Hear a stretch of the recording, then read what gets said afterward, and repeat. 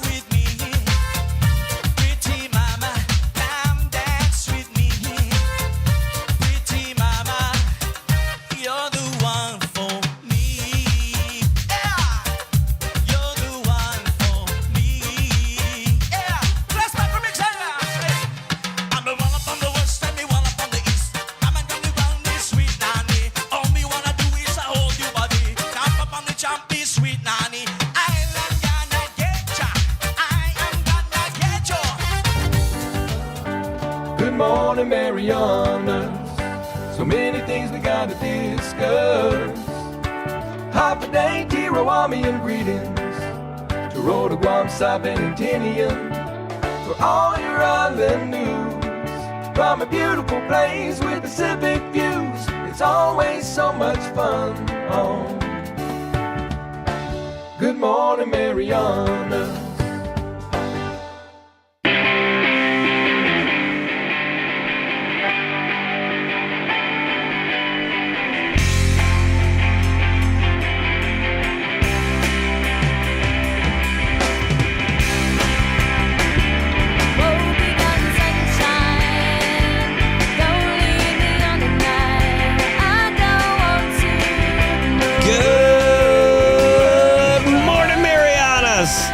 It's Monday morning, it's 7:06, and it's the start of another week.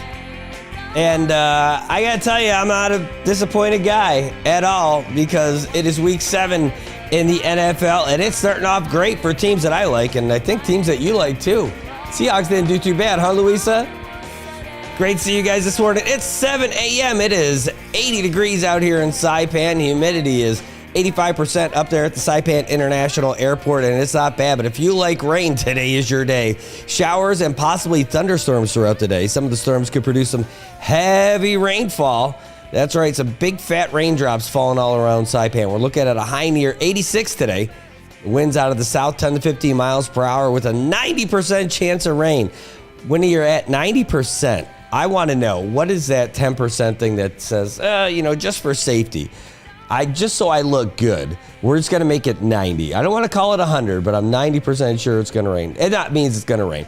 By the way, there is a flood watch out here in Saipan now through Thursday morning. So if that doesn't give you an indication of how much rain we're going to get in the next few days, well, it should. We'll tell you a little bit more. We posted something earlier this morning so you can see for yourself some of the stuff that we got from Brandon Aylett and our friends from the National Weather Service. So it's basically going to be rainy. There's a depression that formed. We're not in any danger of anything other than getting wet. And if you're sick already, good news, you get to stay sick probably for another extra bonus couple of days. All right, but it's not too bad. Things are sick. If you're living in Buffalo, you should be a pretty happy guy. I know I am, because the Buffalo Bills, The Bills make me wanna. that's right, kicking off the week the way they should with a big win over the Tennessee Titans. Oh my gosh. If you're playing against me in fantasy football this week, you're in trouble, partner. That's right. You got loose. Even Keon Coleman got on the action. Amari Cooper caught his first touchdown for the Buffalo Bills on his first pass. So it's going to be a good week. I don't mind about the rain as long as the Bills are winning. And the Bills, they're winning. All right, hey, we're not going to be all Bills all the time this morning, because it would be unfair for me to deprive you guys of the awesomeness that is our first guest in the morning today. We're not messing around. We're going to the topics right away. We're talking a guy who noses his hoses. We're going to a guy who fights fires. A guy he's in my top 2 favorite firefighters of all time. It's kind of a tie. I'm not sure. Maybe he can help break the tie today. He might be able to. Ladies and gentlemen, please welcome in the studio the man, the myth, the legend, Mr. Ed Dela Cruz. Good morning, Brad. Introduction. Well, you're my top 2 favorite firefighters, man. Who's the other one? Robert Mojica. You guys are fighting over and over. He should win. He should win. He should win based off of service years by now. Well, you guys are both do a great job for your respective forces. He's with DFEMS, and you're with the guys, the Airport Rescue Firefighters. And it's great to have you in here. And normally, when we get you in here, it's not so much about firefighting stuff. It's about the track.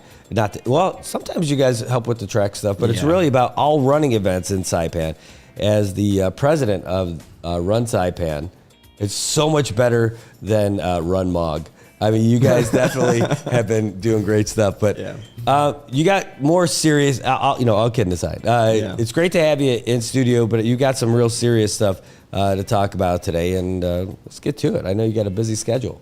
Okay, great. Half a day, Marianas. Good morning. For once, I am not talking about running this morning. Yes, I am the president for Run Saipan, but I'm also the vice president of our first government-formed labor union, the CDMI. So I'm the vice president for the Northern Marianas Professional Firefighters Union, Local 5335, and we are a chartered member of the International Association of Firefighters. Awesome. Now, this isn't just your regular typical, we made this Boy Scout club in the backyard while drinking some Michelob Ultras. We're an actually professional firefighters union, so we're part of the IFF. We're 340,000 members strong. We got officially chartered 3 years back. Division of Fire Emergency Medical Services started this union. ARF recently joined September of last year. So we represent all firefighters in the CNMI as long as your job duty description is firefighters, like fire suppression, providing emergency medical services. We can protect you. We can represent for you. So this labor union is for firefighters by firefighters. The only people that know how to take care of firefighters is firefighters. Anybody else, I wouldn't trust you how far I can throw you. So that's it. That's my background right now of why I'm here today. So I'm here today because we have a serious issue going on in America. It pertains here to Saipan too. So One of our agent of choice in the fire service for fire protection is the utilization of AFFF foam, aqueous field forming foam. Now, we knew for a long time, I got bros in the EPA side, like Travis and those guys always tell me that foam's bad. We understand foam's been bad for quite a while now, and we've had great mitigations for exposures. We take that very seriously in the fire service. However, new research has come out within the past 2 years of just how bad foam is. So it has that chemical inside called PFAS. Everybody tells me PFAS is in everything from our cleaning detergent to our clothes to plastics. Well, rocket scientists, I'm here to debunk that fact today. The amount of concentration of PFAS inside our AFFF foam is a lot higher than what they do in commercial goods, and also the exposure route. So right now today, I'm putting out a safety announcement to anyone that was a former firefighter. You do not have to be a union member. If you were a CNMI firefighter, if you were employed here in the Commonwealth of the Mariana Islands as a firefighter, whether you were DFEMS or aircraft rescue firefighting, and you have one of the following diseases, if you're diagnosed with kidney cancer, liver cancer, testicular cancer, ulcerative colitis, thyroid cancer, or thyroid disease, if you have been diagnosed by a physician for any of these 6 diseases, you need to contact the local 5335 immediately. The first thing is you have to be a firefighter from the CNMI.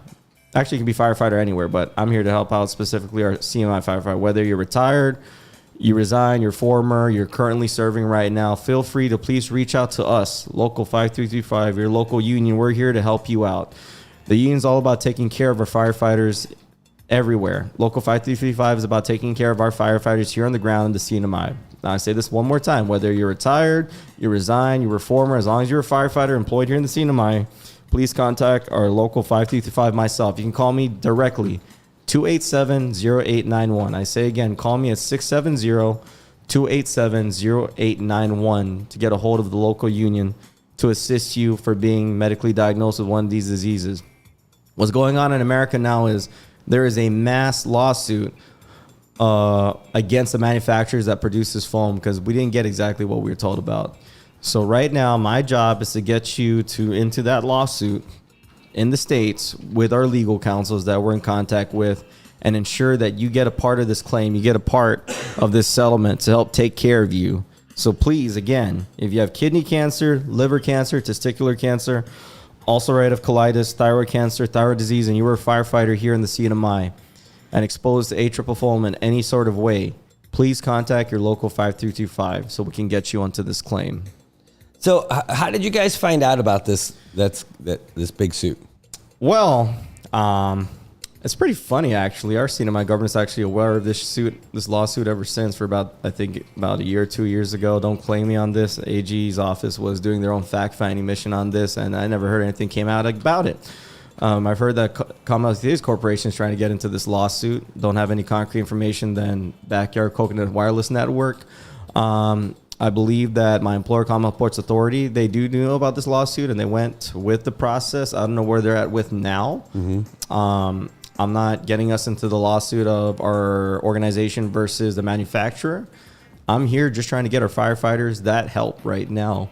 So I only found out about the AFFF claim lawsuit from a couple of friends as soon as it came out public about months ago. They sent me this, hey, are you guys a part of this? And I was like, that's above my pay grade. I'm going to leave that to my fire chief and my executive director and my Commonwealth Ports Authority board members, who I have every utmost faith that they're doing everything they can right now to get us into this lawsuit or to get us the assist we need with this. Obviously, EPA and FAA has been involved for a while. We know that we have to phase out of our AFFF foam. But the lawsuit I'm talking about right now is just for individual firefighters. If you have these diseases, please reach out. When I reached out to the legal counsel with our fire captain, Jesse Salas, who's our executive board member of the union, we reached out to our union legal counsel, DC of the States, just recently last week. And then they got us in contact with the head law office that's representing all the active and inactive firefighters in the States. They've got over 10,000 cases that they're dealing with. And on a daily, they're getting a couple of hundred calls per day to, see if these guys qualify for it. They have a lot of firefighters calling in every day. and we're just pretty late to the party. But after we talked to the legal counsel leading these AFFF lawsuits, they're for MDL suits, which is line of duty injuries. So they told me that, hey, you got to get a hold of all your firefighters in the CNMI that have already been diagnosed with this and get them to us now to get into this suit. And I'm here to tell you that we've got at least one that I had to personally go tell. I won't give his name, privacy, right? But there is already one that I know of that has one of these 6s, and I got him already in contact with our legal counsel team to get him the claim. And that guy was recent, man, and he was just recently active with us within the past 5 years. I have no idea who's been employed in the CNMI Fire Service beyond 2018 and back. So for all you guys that are out there, myself and our president and our entire local is here to support you.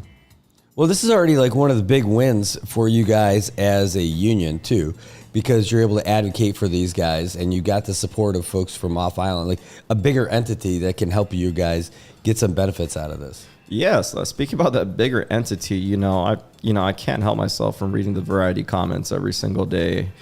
So we are a bona fide union, right? Mm-hmm. We are certified under not just our nonprofit status with Commerce, but we also have a chartered member. We just got voted into the IFF bylaws a few months ago at the General Yearly Convention. So if you actually open up the IFF bylaws now, that's been in existence for over 200 years, the Commonwealth of Mariana Islands is now spelled out in black and white in there. So we're a permanent member of the IFF. But the IFF is a bigger member of the American Federation of Labor and Congress of Industrial Organizations. So for you guys, that's some pretty big words. What does that mean? So our 340,000 member labor union is also part of a coalition of international unions in the States. So we're talking about the law enforcement union, the utilities union. Right now, our IFF is in the largest federation of unions in America. So we're part of a bigger group, which is part of a bigger group, which is part of a bigger group. So if anybody tries to testify against our legitimacy, you're going to lose. Which is awesome. That shouldn't be a problem at all. And you got everybody together on the same page. Aside from this big case, which is a big deal for everybody who could be suffering with some of those and who still might come out later, with all that exposure and all that other stuff. What are some of the other things that you guys have been working toward with the union? Well, obviously, when there are new things here in the Commonwealth that people don't understand or are pretty accustomed to, they're pretty defensive about it. So when the first thing I heard about this labor union, for me, when you say unions, I typically perceived them as fighting words, like, oh, you guys unionize. That means you're here to go against, right? I found out later on that was false. So what we're providing right now is we're providing just benefits and protection, not just protection and benefits, but we're covering for the small guys, what Steve Rogers said in Marvel and Captain America. I'm here to fight for the little guys. The local unions have always been created to fight for the little guys. We understand that we have human resources, we have OPM, we have civil service commissions. However, you need people that speak fire, that breathe fire, that understand fire. And no better person to represent firefighters than the people that actually do the business. So we're here to represent our brothers and sisters in the fire service for whatever reason or for whatever fight in the entire CNMI. Rota, Tinian, and Saipan all have members across the board, whether you're in defense or aircraft rescue. So one of the biggest benefits of being able to be part of this organization is having that brotherhood, that camaraderie, that solidarity, that when issues arise in the public sector or in the government sector, that we're here to fight for them. Now, what people don't know about the union is we're here to also bridge the gap with the employer. We're supposed to help the employer out to ensure that policies, procedures are followed out. However, when those things conflict with our safety, if any policies or procedures that were passed out thinking it was a great idea but conflict with our firefighter safety, that's when the union gets involved and steps through the door and fight for the little guy. As of right now, we're not fighting. We are currently on our first step of being a union, initiating a collective bargaining agreement with the Division of Fire Emergency Medical Services and the Commonwealth Ports Authority. Well, I think I can't imagine that there's any pushback about you guys with the union at all. I mean, when it comes down to, it's funny when you say like Marvel, it's like some things are just black and white. There are good guys and there are bad guys. You guys are the good guys, right? Like There's no bad guy in this situation. You are helping your fellow good guys, the firefighters, make sure that right now, at the very least, it's about getting benefits in case they have contracted anything because of their exposure to this firefighting chemical. It's been deemed to be dangerous. Yes, it is. It's really hard, man. You know, the whole point of starting this union is basically our health and safety, you know. Like, everyone thinks we're here to fight against the government, but no, we're just here to make sure that our health and safety is provided, you know. I understand that we don't have money right now, but it doesn't mean that you should neglect us. When it comes to us, all the first responders, not just firefighters, talk about police officers too that have to go in line of duty hazards. You would think that there's no pushback, but there are some current pushbacks going on right now in the government. We're trying to circumnavigate that route. You mentioned that was black and white. It is, because in our seat of my legislature, in our state, in the first legislature, we were passing the 1978 Minimum Wage Hour Act. That tells us that we have the right to organize. Under the FLSA, the Fair Labor Standard Act, it clearly says it right there in black and white. Anybody with an 8th grade reading level can read that and know that we have the right to organize and negotiate. But like I said, people that don't understand something new are sometimes being pretty defensive. Good example right now. Right now, we've already started the first official union organization seen out of the Commonwealth Ports Authority back in September. We're going through the collective bargaining process. However, with the Division of Fire, Emergency, and Medical Services, we have not even had one official meeting yet with them. There has been consistent pushbacks. The Attorney General's office ruled out, like, you know, they gave advice to the commissioner saying, like, you know, he doesn't have the right to initiate the collective bargaining, does not have the right to recognize us as a union. Anyone has the right to recognize us as an organized union, because it clearly states, even in the OPM guidelines, that, you know, every employee has the right to choose who their representative, being either a single individual or an organization. Hey, here comes a bona fide organization. I know our local is new. We're 3 years old, but the organization that we're a part of is 200 years. And who do you think we're getting our guidance from, right? So, like, there are some pushbacks, and the way we're doing that, Brad, right now, we're not fighting. We're doing public education and outreach. As of right now, I'm going door to door since last week to every single senator and congressman, especially because it's election season, right? Going door to door, conducting a public poll and survey on whether or not our current elected leaders support our labor rights and our collective bargaining rights right now. Man, I wish I brought the list with me, but yeah, we already got everyone. We got about 9 or 10 legislatures that said yes last week. Go figure. Now I just got to get through the rest to educate them about our labor process and get their support. I can't see how anyone would say no. It makes no sense for anybody to say no to that. And just looking at the folks in the mainland too, for police even, like, it's not firefighters union. I know it's like not going too far outside of it, but you're talking about the IAPA. That's what International Association of Police Officers. Yes. Yes. They're just as big as union as us. So if DPS and Ports Police or any law enforcement entity would want to join that union, their doors are wide open. The fire service already showed that. We joined the IFF. We're an affiliate. We're a chartered member. DPS, Department of Public Safety, all the police officers out there have every right to join the union in the States. And I think they're just as big as us. I think they're about 300,000 strong. Someone just has to initiate the process. Well, I know it's not the issue right now, but it should be eventually, about getting you guys some salaries commensurate with the duties that you do. Like, again, the police guys, they get paid, I think it's like $16,000 is like starting salary to be a police officer out here. It's absolutely befuddles me that could be the same thing, and it's got to be similar to you guys in the firefighting side. And again, these are our first responders that we talk so much about guys who are supposed to be so important to our community, and they get the crap end of the stick when they get started. And you know what? That's not what their focus is when they first start. They're all about service and about doing it, trying to compete with each other to get through the cycle for these academies to even get this kind of stuff. And when they get there, if they're not getting the support of our own leaders, whether they're elected or appointed, then, you know, what the heck are you doing it for? I mean, you're out there, these are the guys who are willing to go into an airplane and pull your burning butt out. And you got to care for these guys. Yeah, definitely. Yeah, it's, you know, salary is a part of this right now, this process, but there's always a bigger picture to the salary. The number one thing the firefighters is number one about is public service, commitment to community, brotherhood, and being able to just serve. That's the biggest thing that we're doing right now. And it's just hard to serve when you feel that you're not being taken care of properly in the back.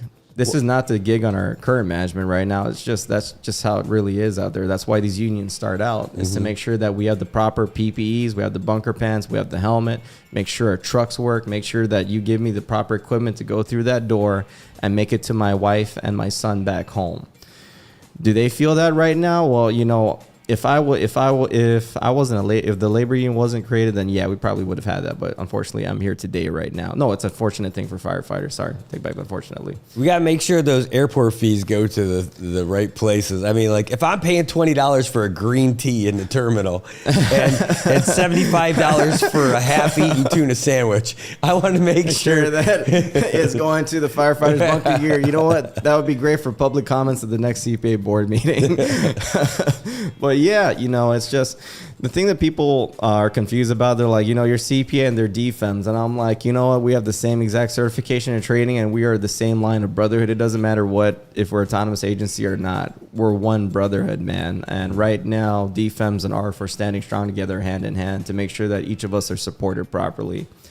Well, I mean, if it's going to come to a point, if they're not going to recognize you, if the AG's office is saying that the commissioner doesn't have to recognize you guys, that's another thing where you guys get to stand together. I mean, imagine. Oh, yes, we're currently working on that. That's the whole point of going to our lawmakers. The law is pretty black and white, but you know, when they wrote this law, it's literally only 5 sentences from 1978. It's not actually very detailed right now.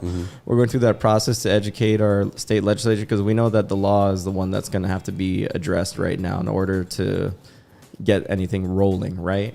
If anything, people are going to be scared. Oh, the union's going to try to pass a law that's going to empower them. No, if we pass a law, it's just going to be able to just define more clearly what the 1978 law meant. Back then, it was common sense what those 5 sentences were. Today, people can look at it and be like, well, how do you know that's what they meant? So right now, we're already working with the Commonwealth Legislature to ensure that our rights are going to be protected and it's going to be followed through.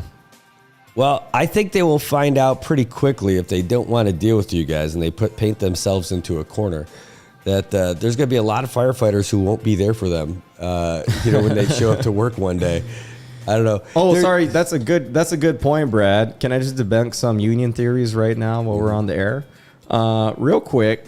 It is against the law for any public sector employees to go on strikeouts or walk out of the office, especially firefighters. You wouldn't want to get a phone call that says, hey, 911, sorry, man, all our firefighters on strike. You can't respond. I can get terminated if I try to go on strike right now. It's even part of our union bylaws. It's in our chartered bylaws. We are not allowed to walk out or do any kind of strikes for our union organization because we provide essential critical emergency medical services towards the people. So, yeah, no, we can't strike out. I'll be fired the next day, and the union wouldn't be able to do anything about it. All right, we'll see. That's a great point. But you guys can still protest, but you just can't strike, right? You still have to work your shifts when you have to work and all that. You still have stuff. to work your shifts. And then, the thing about the IFF is we're not protesting. We're a government agency. We know 100% that the government will have our backs. It just... us waving a flag right now, hey guys, we need assistance. We need you to listen to us for our issues, just like everybody else. But yeah, what do you call it for the? No, we even protesting. We're not going to be going out with signs or any of that stuff. We have to work with our employer. At the end of the day, the fire department that we work for is still our home. Mm-hmm. Yeah, you're not right now. There's no scrapping. Yeah, right? No scrapping at all. And I mean, even your commissioners, the people running the fire departments and at the airport and what's. Well, Commissioner Poole has actively said that he has supported the union, but he's just taking his regular legal steps to make sure that everything's properly followed to the law, right? Mm-hmm. So I respect him for that, and I know that he does support our fire union. Well, they all came up the same way, right? Yeah, everybody all came up. Yes. So everybody made their way up. It's not like there's a us versus them mentality. You guys are. I mean, you came from the same place. Just somebody is running the place now. That's it. Yeah. All right. I like it. Man, I love just about everything that you're doing. I don't love that you're faster than me, but you earned it. I haven't been doing any running at all. It's just all the stuff that you do, man. You are one of the good guys for our community. Everything is service oriented first. It's community first. And, people really have gotten to see this from you over the years and all that stuff. And, dude, in Saipan, one person can make a real difference, and you're one of those people, man. So thanks, sir. Doing great Thanks, stuff. Brad. I appreciate it. Those are very kind comments. Anything else you'd want to tell everybody about this stuff that you're doing? Yeah, no problem. We're here. The Local 5325 is a organization that's here to serve the public. Last week, we helped with the Day You Need. We helped the Domestic Violence Coalition. So was that if you guys need help and support, just know that our Local 5235 is here for you to be able to tap in. We're public serve, for community serve first. We want to serve our community. So to all the people in the public, we're here to serve you. Awesome. Hey, anything Runs Panish that's coming up? Yeah, so great that you might ask that. We have the Veterans Day 5K coming up in November. What do you call it? On Veterans Day at 6 a.m. Right next to the Club Lawn entrance to the former Hyatt, the entrance, the Micro Beach Road entrance to the Micro Beach Park area. That's going to be our November 11 Veterans Day 5K. So we hope to see everybody there bright and early, 6 a.m. Don't worry, guys. All the guys from Guam that are coming for the Veterans Day ceremony, I strategically chose that as the start line. So all those colonels and admirals, they can run that 5K in the morning and still have enough time to walk next door to their hotel, shower, and go for the Veterans Day ceremony right across the street. I thought about you guys this year. That's awesome, man. That is awesome. Well, I'm looking forward to doing it. And there's like special rates and everything going on. Right? Yeah, if you're a veteran, you're running this for free. Isn't that the best thing? Yeah, thank you. This is for all the veterans out there. Thank you. Thank you for your service. So if you're a veteran, entrance is free. If you're an armed forces member currently serving, entrance is free. The only thing is you have to provide proof that you're a veteran or that you're a current armed forces member. So you need some sort of ID or document that shows to our race staff that you meet these criteria to come in free entry to the race. If not, I am sorry. It's not free for you. We need credentials. I don't know everybody. So, yeah. All right, you heard it here, folks. Ed does not know everybody. That is breaking news. Not as many as you do. If I need to get a hold of someone, you call Brad Rosala. All right, man. Well, hey, thanks so much for coming in and talking about this. Thanks for helping out with our service announcement. We really need to get this out as soon as possible to as much firefighters that are out there and make sure that they get the help that they need. All right. And what's the contact info again? 287-0891. Call me anytime, any day. Oh, hold on. You stick around for a phone call? Sure. This might be for you. Could be. Once again. Good morning. You're on Good Morning Marianas. Who's this? Hey, good morning, Brad. This is Mr. Kirgo. How are you, brother? All right. How are you? I'm pretty good. I was just listening to the gentleman talking. I didn't catch his name about the union. His name's Ed Dela Cruz. Is he still there? He is. He's still here. Hi, Mr. Hey, good morning, Mr. Dela Cruz. Good morning. Sir. Yeah, just made a comment there, but I want to commend you and the union that you guys are participating in. I speak formally from experience, and Saipan needs to have a human rights commission established in order for the union to be treated equally and fairly from the state and the federal.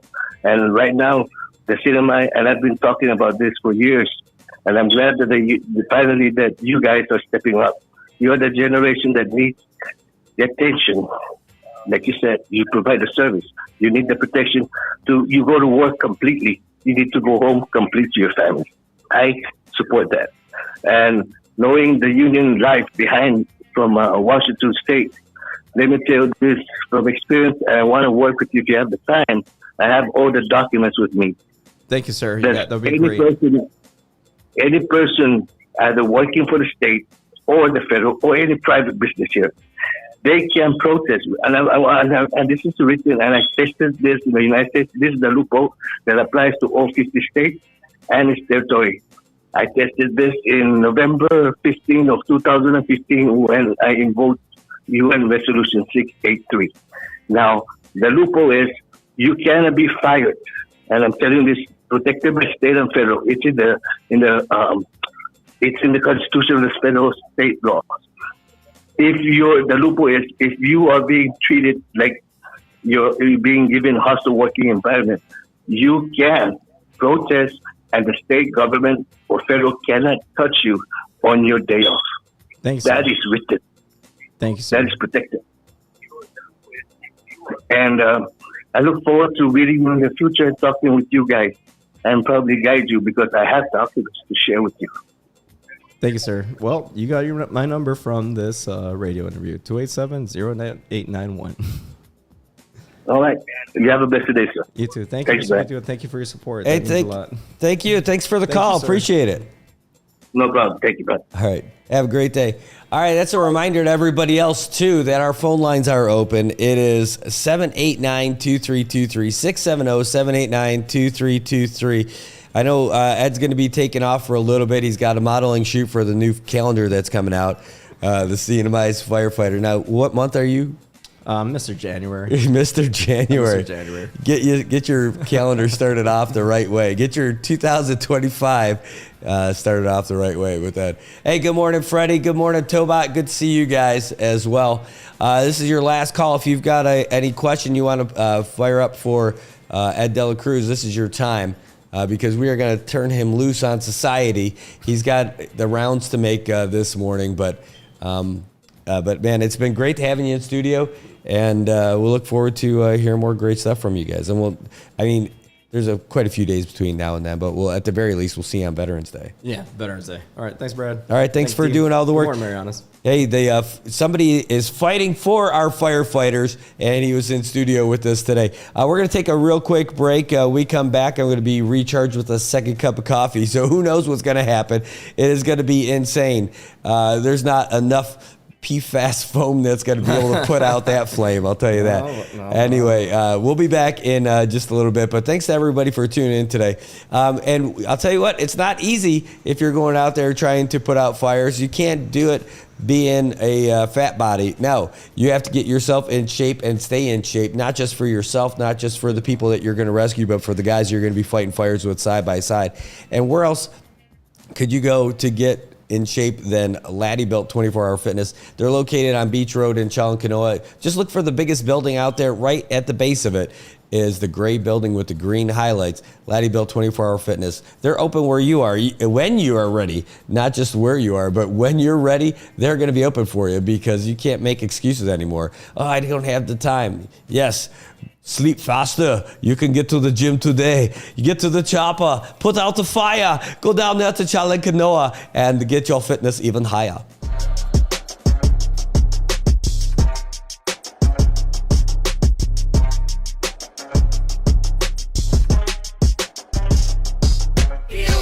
Where discipline and vision is built. We lead by example, persistence to build. Be the inspiration, they witness approve. We do what we do by the rules in the book. Be a Lottie where discipline and vision is built. We lead by example, persistence to build. Be the inspiration, they witness approve. We do what we do by the rules in the book.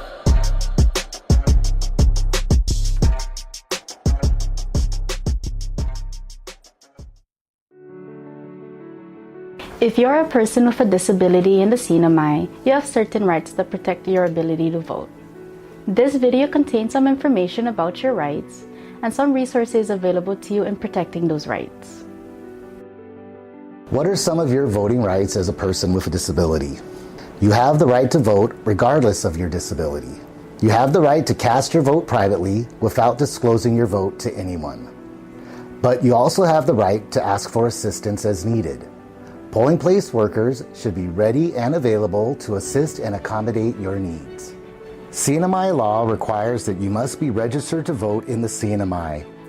You can vote if you are a citizen or national of the United States, at least 18 years of age on the date of the election, domiciled in the CNMI, a resident of the CNMI, and have resided in the Commonwealth for 120 days, are not serving a sentence for a felony, have not been declared by the court of unsound mind, and have registered to vote at least 60 days before the election. As a voter with a disability, you have the right to vote in an accessible voting place. That means you can get from your car through the door to cast your ballot without physical barriers or impediments. Under the CNMI law, any voter who needs help in casting a ballot is entitled to request for assistance. A poll supervisor or the executive director of the Commonwealth Election Commission can provide assistance at the polling place, or you can exercise your right to curbside vote. However, whether you vote at curbside or not is your choice. No poll worker can force you to vote curbside. If you are unable to mark your ballot, you may select up to 2 people to help you cast your vote, except that they cannot be your employer or your employer's agent. The Americans with Disabilities Act of 1990 requires public entities to provide progress access, reasonable modification of policy, auxiliary aids and service where necessary to afford an individual with a disability an equal opportunity to participate in and enjoy the benefits of the services, program, or activity being conducted by the public entity. Our primary goal is to have 100% participation of eligible voters in all elections, 100% polling place accessibility, and options for all voters who seek independent and private voting. If you want to know more about your voting rights, please contact the Northern Marianas Protection and Advocacy Systems Incorporated at 670-235-7273 or 74. Or you can simply visit our website at www.nmpasi.org. This video was brought to you by the Administration for Community Living and does not necessarily reflect their official views. Got Medicaid? Paradise Dental's got you covered. We've got you covered from the moment you walk in the door with some of Saipan's best smiles. Medicaid covers your fillings, your extractions, and your checkups with no out-of-pocket expense. And Medicaid covers all of your x-rays without any additional cost to you. So remember, if you've got Medicaid, you're covered. Don't wait for a toothache. Call Paradise Dental today. Come here often.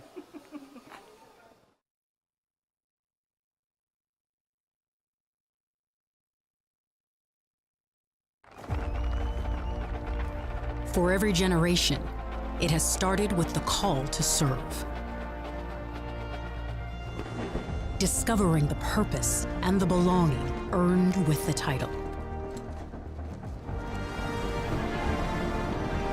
Learning to dig deep and push through adversity together.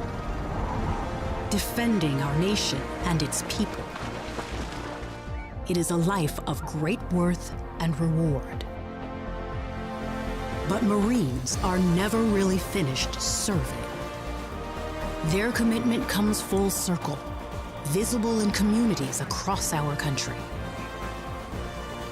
This is Semper Fidelis, always faithful, always Marine, marking a path for the next generation.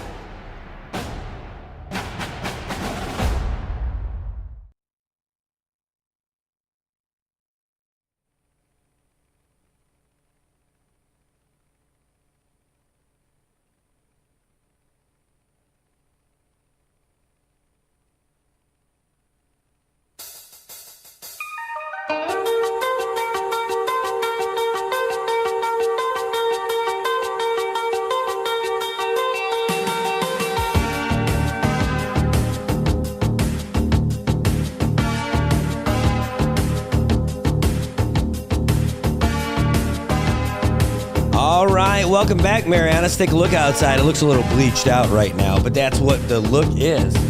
It is a little gray. It's a little gloomy. It's 81 degrees out here in Saipan, 85% humidity up at the airport, and we are in the middle of a flood watch. It's going to be now all the way through Thursday morning at 7 a.m. So if you're looking for dry roads, you're going to have to move to Arizona or something because it's just going to be wet and wild out here. And the NMI, 90% chance of rain today and tonight. Then it drops down to 70% chance of rain all the way through till Thursday where it hits 60. So hey, it's going to be rainy for us. Don't get excited. Don't get worried. Just get your rain jacket. Get your umbrella. That's what we're going to have now through the rest of the week just about. It's just going to be rainy. You got to look for the good side of it. Where's that silver lining? The silver lining is, hey, at least you don't have to cut your grass till it's gone, right? There's your excuse anyway. It's kind of hardwired in there. Anyway, it's great to see you guys. It's 7:46 in the morning here on Monday in the Marianas. That's right. It's Sunday in the mainland, and they are watching football. And we just had a great guest in studio with us, Ed Dela Cruz, Vice President of the local firefighters union, talking about trying to get those guys who need it, the guys who have had that exposure to some of these, life-altering chemicals that are in the firefighting foam. and trying to get them treatment for it, get them on the rolls for this lawsuit that's happening in the mainland, to try and make sure that those guys, they're out there, their job is to keep people safe. And one of the agents that they use to extinguish fires is not keeping them safe. So it's a good thing they got that union going, because now they're partnered up with the folks, their counterparts in the mainland, to try and get them the coverage that they need. They're doing a lawsuit against to make sure that these guys get treated for what they're doing. All right, anyway, let's get to it, guys. We got lots of local headlines that we could talk about today. Some fun stuff for us. In case you missed it, this is week 7 of the NFL. Jacksonville Jaguars ended up beating the tar out of the Patriots in England, 32-16. Seattle Seahawks, a lot of Seahawks fans, 34-14 over Atlanta. Buffalo also 34-10 over Tennessee at home. The Bengals, boy, they had a tough one. They finally beat Cleveland in Cleveland for the first time for Joe Burrow, 21-14. The Green Bay Packers, and a close one, beat out the Houston Texans, 24-22. The Indianapolis Colts for the shoe, 16-10 over Miami. And the the Vikings lose for the first time this season. It's the Detroit Lions, 31, Minnesota, 29. Oh, boy, that was a close one. And the Philadelphia Eagles laid a beat down on the Giants, 28-3. Never a question. Last week, though, to get the week started, it was the Denver Broncos going into New Orleans and beating the snot out of the Saints, 33-10 on Drew Brees night. That's a tough one. Current games that are playing right now, the Raiders, they're in the third quarter, just started the second half. They are trailing 14-6 in Los Angeles to the Rams. The Washington Commanders are, just having a great game at home. 27-0 here early in the third quarter over the Carolina Panthers, who do not look good at all. 49ers losing right now here with about 37 seconds left in the second quarter, 14-3 to the Chiefs. Later tonight, which is today, 10 o'clock, 10:20, the Jets are going into Pittsburgh to challenge the Steelers. Tomorrow is going to be the Ravens at Tampa Bay in Tampa. It's a doubleheader. The Chargers are going into Arizona to take on the Cardinals. Should be pretty good. Who said the Seahawks were going to lose? I'll tell you what. Hold on. I'll tell you, Louisa, that may have been me. And by the way, good morning, Jerry. Good morning. Good morning, Lou. Good to see you, too. Ah, man. You know what? So it was, wait, who did the Seahawks? Oh, I did. I picked the Atlanta Falcons over the Seahawks because it was in Atlanta. Kirk Cousins has been looking good, but nope, not as good as the Seahawks have. I'm telling you, Seahawks look really good. I'm impressed. It's not what I was expecting at all, but hey, it happened. I'll take my lumps. I picked against them. It's true. I was talking about it with Ed before the show started while we were in here, and I was setting everything up like, oh man, I think I really screwed up on that one. Also, I picked the Jaguars over the Patriots. That was not good for me either. I did pick the Lions over the Vikings, Bills over Titans, Colts over Dolphins. Sorry about that, Falcons over Seahawks. I also picked Green Bay over Houston, Cincy over Cleveland, the Eagles over the Giants, Rams over the Raiders, Commanders over the Panthers. That's not a tough one. I picked the Chiefs over the 49ers. So far, it's looking good. The other two we're looking at, I got the Steelers over the Jets, the Bucks over the Ravens. I know, that's crazy, right? And then I got the Chargers over the Cardinals. So we'll see how all that turns out. But other than that, I got 2 losses this week. I went perfect last week. What happened? I don't know, but I was loving it. I'm happy to do it. Also happy to be winning in fantasy football this week over my good buddy Steve. So sorry, Steve / suck it, Steve, that going head to head, and it is definitely paying off for me. We do have one update from the Associated Press that we're going to give you in about 9 minutes. Again, this is our Monday. It's their Sunday. There's only one. They don't have them every hour on Mondays, so that's what we're going to have. Also, we do have the sports update from the Associated Press that we'll get to you probably later in the show as well. Hey, I'll tell you what, well, we don't need the football music anymore for this one. But there are good things happening out here where it's not just football, and there are a lot of things happening in our community. And, oh, geez, sorry. I got both going at the same time. Sometimes you're a pro, sometimes you're a schmo. You know, that's how it works. All right, anyway, I want to talk about Mariana Resort, and I want to talk about this statement that the Commissioner of Corrections issued yesterday. Well, everybody was out on Sunday. They want to make sure probably that it was out for Monday's paper. But first, let's that was going to be a longer segment, so we'll do that one after the break. First one, though, let's talk about this deal with Marianas Resort and Spa. Remember that hotel that Public Lands squandered away when we chased away a perfectly good investor who had been here for 40 years in favor of going to a bunch of guys who couldn't even finish what they started because they were in everybody's pockets? Yeah, the IPI guys are gone, but the legacy of the previous administration's misdealings with public lands and trying to give IPI everything they wanted is still plaguing us because they've got a big resort up north that has been vacant and rotting for the past, 5 years, 6 years now, right? Anyway, now the guys who are Eland, so Kensington, PIC, Coral Ocean Point, they want to get Marianas Resort and Spa. And I say, hell yes. That's a company that's already demonstrated that they're responsible, that they improve the properties that they have, and they've been around for a while now, and they've been taking care of folks. So I say absolutely do it. Now, I'm a little nervous about one part, and that's having one company have 4 of our big properties. But hey, if they can handle it, then I say go for it. I didn't like it when it was IPI because, again, there was a whole bunch of broken promises, shattered dreams, and more, and unfinished stuff. But we've got a company that is proven that they can do it. They have proven that they take whatever property they have and they make it better. They are proven that they do a damn good job of marketing the CNMI and bringing people in their source markets. They absolutely do. Now, do they want to get more tourists from other places? Yes. But they actively spend money to try to bring tourists to come here and, of course, stay at their places. And then they give back to the community. They are involved in local events. They hire local employees. They're great folks. Well, anyway, what they're looking at doing now is spending over $220 million to improve Marianas Resort. Yeah, we're talking Eland, folks. I mean, the way the story is written, it says when Cam Pacific left the CNMI. That's the wrong way to say that. It's a mischaracterization.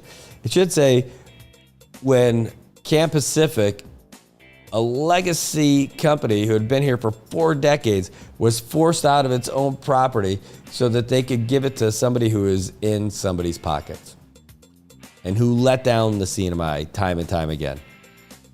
I tell you, the legacy of IPI just stinks. Anyway, they're looking at doing a lease. They'll have another golf course. They'll have everything up there. And part of this, I believe, was fixing that pool. I don't know if it's in here. Where is it? Bum, bum, bum, bum, bum. And right now, Public Lands is spending about $25,000 a month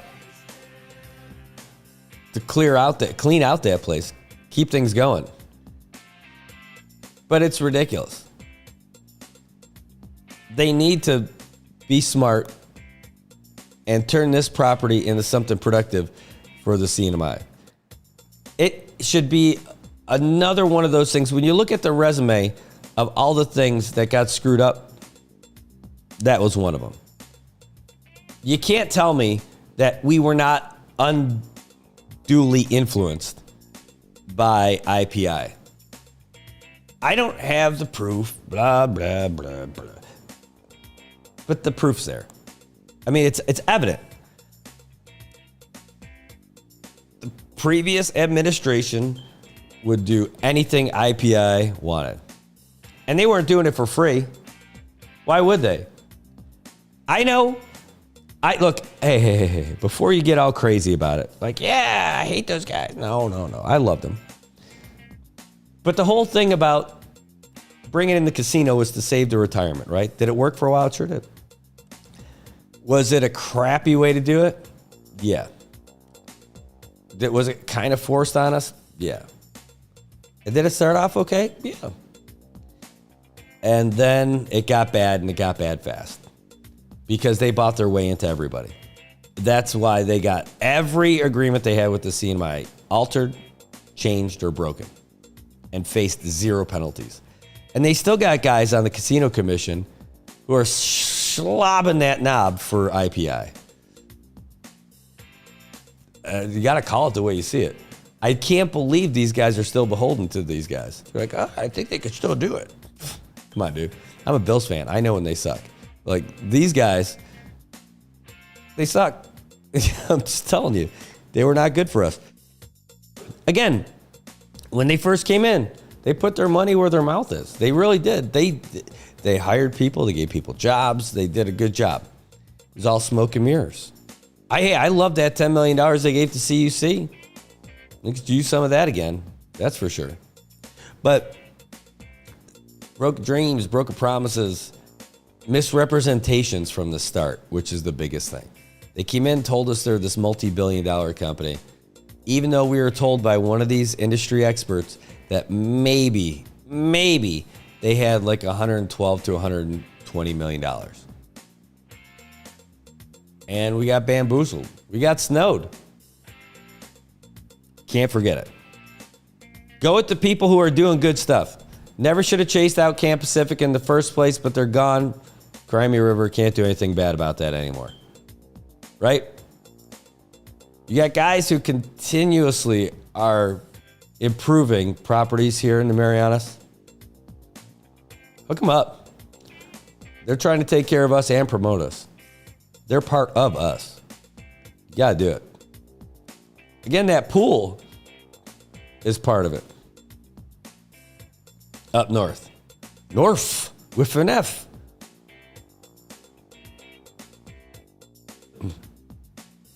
It's not a bad thing. Elan getting Marianas Resort is a good thing. Do the right thing. Get it done. Don't screw it up like we did last time. And there's a lot of people in a lot of spots that probably aren't perfect at it. I'm one of them. But this one should be an absolute no-brainer. An absolute no-brainer. Kind of like that deal with the... yeah, I hear you. That's funny. But kind of like... Aw, Lou, you the best, too. I lost my track. Oh, no, but kind of like what's going on, doing the right thing. Like what's going on with that Managaha deal with Marianas Global. You haven't heard anything about that for a while, right? Because they're not going to do anything with that. They were waiting for somebody to get back so they could start talking about it a little bit. But the truth is, in a little side meeting, the governor told those concessionaires, hey, this is not going to happen. This is not happening. About keeping the concessionaires in Saipan, preventing them from being able to do water sports between Saipan and Managaha. Yeah, that's not going to get passed. That's not going to be approved. However, I know the Gov said that Marianas Global is probably paying too much for their lease for Managaha. So they might try to redo that. Sounds like it makes sense. I'm all for that too. All right, I'll tell you what, we're at 8 o'clock, so we're going to give you the latest update from the Associated Press. Then we'll move into our afternoon. It almost feels like afternoon, the second part of the show. I want to talk about the statement put out by Corrections Commissioner Anthony Torres. Good stuff. It has to deal with the legislation proposed by Representative Manny Castro about compensating inmates for the work that they do when they're out and about doing all these things in the community. I don't have any problem with that at all. I think it's great. It makes sense. Not everyone agrees with it, but I'll tell you what, those fees got to get paid somehow. If those guys got to break the law when they get out just so they can make some money again, Let them start paying for it and doing all that stuff. All right, let's get you the latest from the folks at the... Let me see if there's anything else that came out. There shouldn't be. No, there isn't. So we're just going to get this one to you. This is the Associated Press update for today. Again, it's their Sunday. They only do one a day on the weekends. So here you go. Here's the latest. AP News, I'm Jackie Quinn. Less than 3 weeks to go before Election Day. Vice President Kamala Harris working to get out the vote at 2 churches in Georgia. Are we a country that honors, through our faith and our deeds, the importance of kindness, of support, of understanding the dignity in each other? Happy birthday to you. Serenaded by Stevie Wonder. While Donald Trump, before a Pennsylvania town hall, These are definitely fresh. went to a McDonald's for a lesson on making French fries. I'm running against somebody that said she did, but it turned out to be a totally phony story. Both candidates are focusing on battleground states in the final weeks before the election. A catastrophic failure, says investigators in Sepulveda Island in Georgia. Structure collapsed in the middle. A dock gangway collapsed, killing at least 7 people. Here's our Julie Walker. Authorities are investigating a deadly ferry dock gangway collapse on Georgia's Sapelo Island. Crowds had gathered for a celebration by the island's Gullah Geechee community of black slave descendants. As Israeli strikes continue to rain down in Beirut.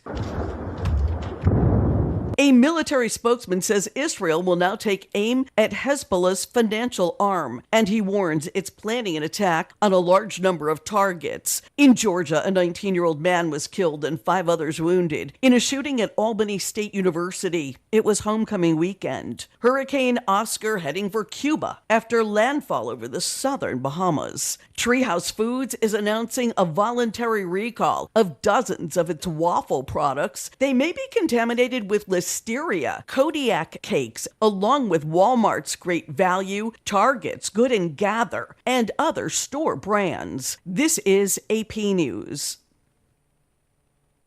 A former bandmate grieving Liam Payne's death. I'm Archie Zaraletta with an entertainment update. Feels like stardust. Singer Zayn Malik has postponed his U.S. tour after the death of his former One Direction bandmate Liam Payne, who fell from a hotel balcony in Buenos Aires, Argentina last week. The tour was scheduled to begin this week. Woke up this morning with a wine glass in my hand.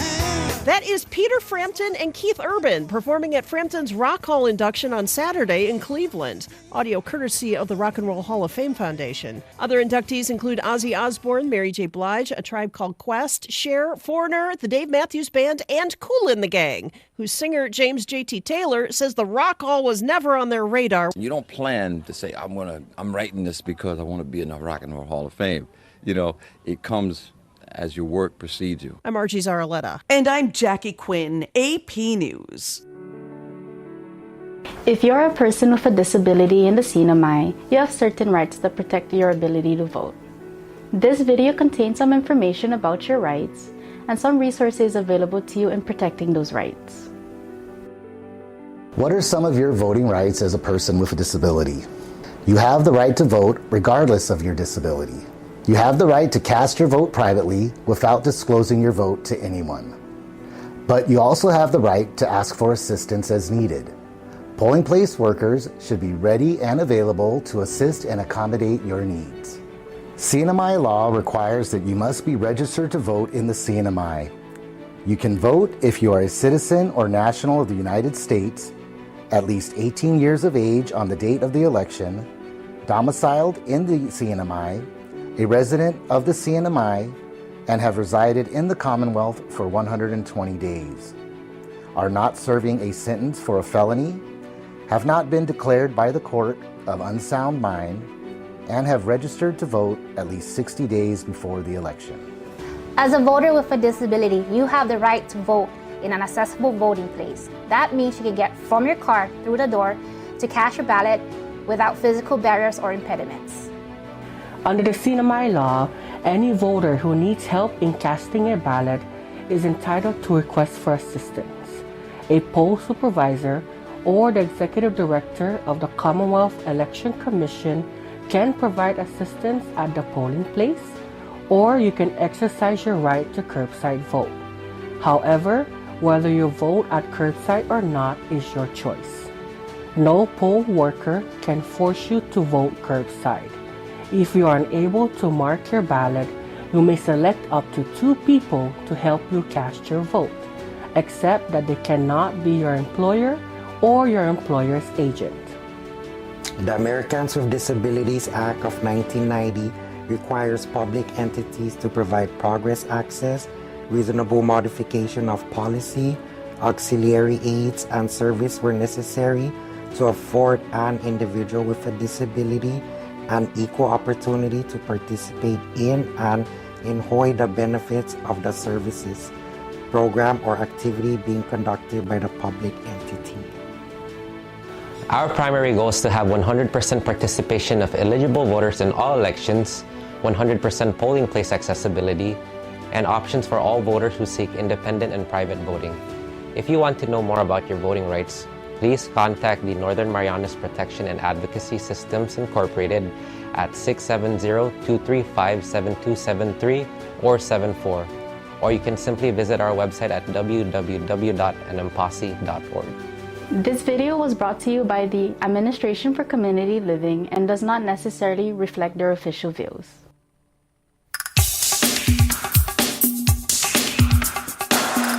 All right, welcome back, Marianas. It is Monday. It is Hawaii time. That's right. It's 8:08 in the morning here. And we're at 82 degrees here in not exactly sunny Saipan. Yes, it's raining, and it's going to be like this all the way through Thursday morning at least. So don't be surprised. You're going to go outside, get yourself a little shower. Just think of all the money you're going to save watering your grass. Yep, that's it. Hey, 82 degrees outside. It's 85% humidity up at the airport. It's going to be rainy all week. 90% chance of rain today and tonight. 70% all the way through till Thursday. Then it turns into a 60% chance of rain. How about that? Not too bad. You're looking live at the traffic on Beach Road right now. That is exactly what's going on. Things moving just fine out there. Moving north, moving south. Although I still don't understand what's going on with some of those delays.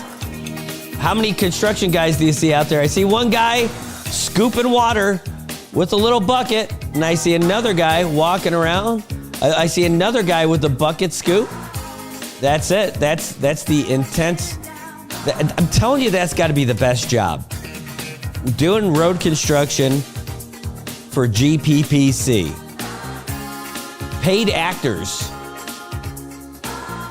They've got to have actors and construction folks, and some of them, it depends on what day. That guy could be easily scooping out soup for folks in the morning. Instead, he's using his hollowed-out bleach container to empty out a puddle. That is how they do it. That's what they say is the most efficient way to get stuff done. Well, at least they've got people out there. That's better than what we could say for a lot of the days. But hey, at least they're out there getting something done. Hey, good morning, everybody. Thanks for tuning in. Yeah, another guy with a spot with a dustpan. I'll tell you, the best was that one day when we saw the guy with the towel who was mopping it up, wringing it out into a bucket, mopping it up in the mud, in the dirt. Like, come on. That can't be the most efficient way for construction workers. You know, what are you doing? You're just out there to show people that you're doing something, maybe? I don't know. That is pretty sad. It is. And it's inexcusable. I know that they've got to get out there and make us think about it. The guys at Public Works can't be happy. They got to be catching hell from the governor. You know, like, they've got to be catching hell from the governor. Say, hey, what's going on? Really, I mean, like, Arnold Palacios, our governor, is out there like 4 non-blondes screaming from the top of his lungs what's going on. To his guys at Public Works saying, hey, come on, you're killing me, guys. And you're killing traffic, you're killing commerce. All those guys in CK right now with muddy pits in front of their offices, in front of their stores. It's just got to be miserable. You can't operate like this. I would love to start a petition just to keep GPPC from getting any more of these contracts. You know, stick to the private side, guys, because you obviously can't handle this. You can't. It's terrible. No, anyway. So I guess we'll just talk about GPPC for the next hour or so. No, there's good things going on in the world too. And some of the things, it's about progress, right? And one person who's focused on progress is the commissioner for the Department of Corrections, Anthony Torres. He's been doing good stuff since he's got there. He's learning the ropes. He's got the corrections background already. That part's not new. But trying to figure out the best way to get things done here in the NMI with regards to corrections. And I'll tell you, it can't be an easy task. It can't be. And he's been fighting a good fight. You know, he's got a lot of obstacles to overcome. And one of them is just trying to get people on board with some of the things that he's trying to do. And one of those is rehabilitating the prisoners who are there. And they are doing, I think this is the most work I've seen. And maybe it's not fair to other commissioners, right? When I talk about stuff like this, it's not a dig on anybody else who's been a commissioner before. But what it is, it's just that this guy's really standing out by doing a great job as our commissioner for corrections. And he's giving it the old college try. It's not just serve your time and get out. No, he's trying to make sure that when those prisoners get out of corrections, that they have something to go back to instead of that same life of crime. He's out there trying to get them some skills so that they can have a job, you know, be marketable in this kind of an economy. Well, to that end, he's got some assistance from Representative Manny Castro, who's trying to get compensation for these guys. Now, this stuff happens in regular prisons around the nation where prisoners can make money while they're in jail. I'm not talking like OnlyFans money. I'm talking about like actual money for what they're doing in there. Like, it's not like a regular wage, like minimum wage or something, somewhere between 25 cents to $1 an hour, right? And that money goes to do some other things too. When these guys get arrested, they get convicted, there's court fees they got to pay back. There's restitution they got to pay back to their victims. How are they going to get that if they don't have a job when they get out? If they get out of jail and they're already in the hole and they can't get a job, what's left for them? What kind of chance do they have? They got none.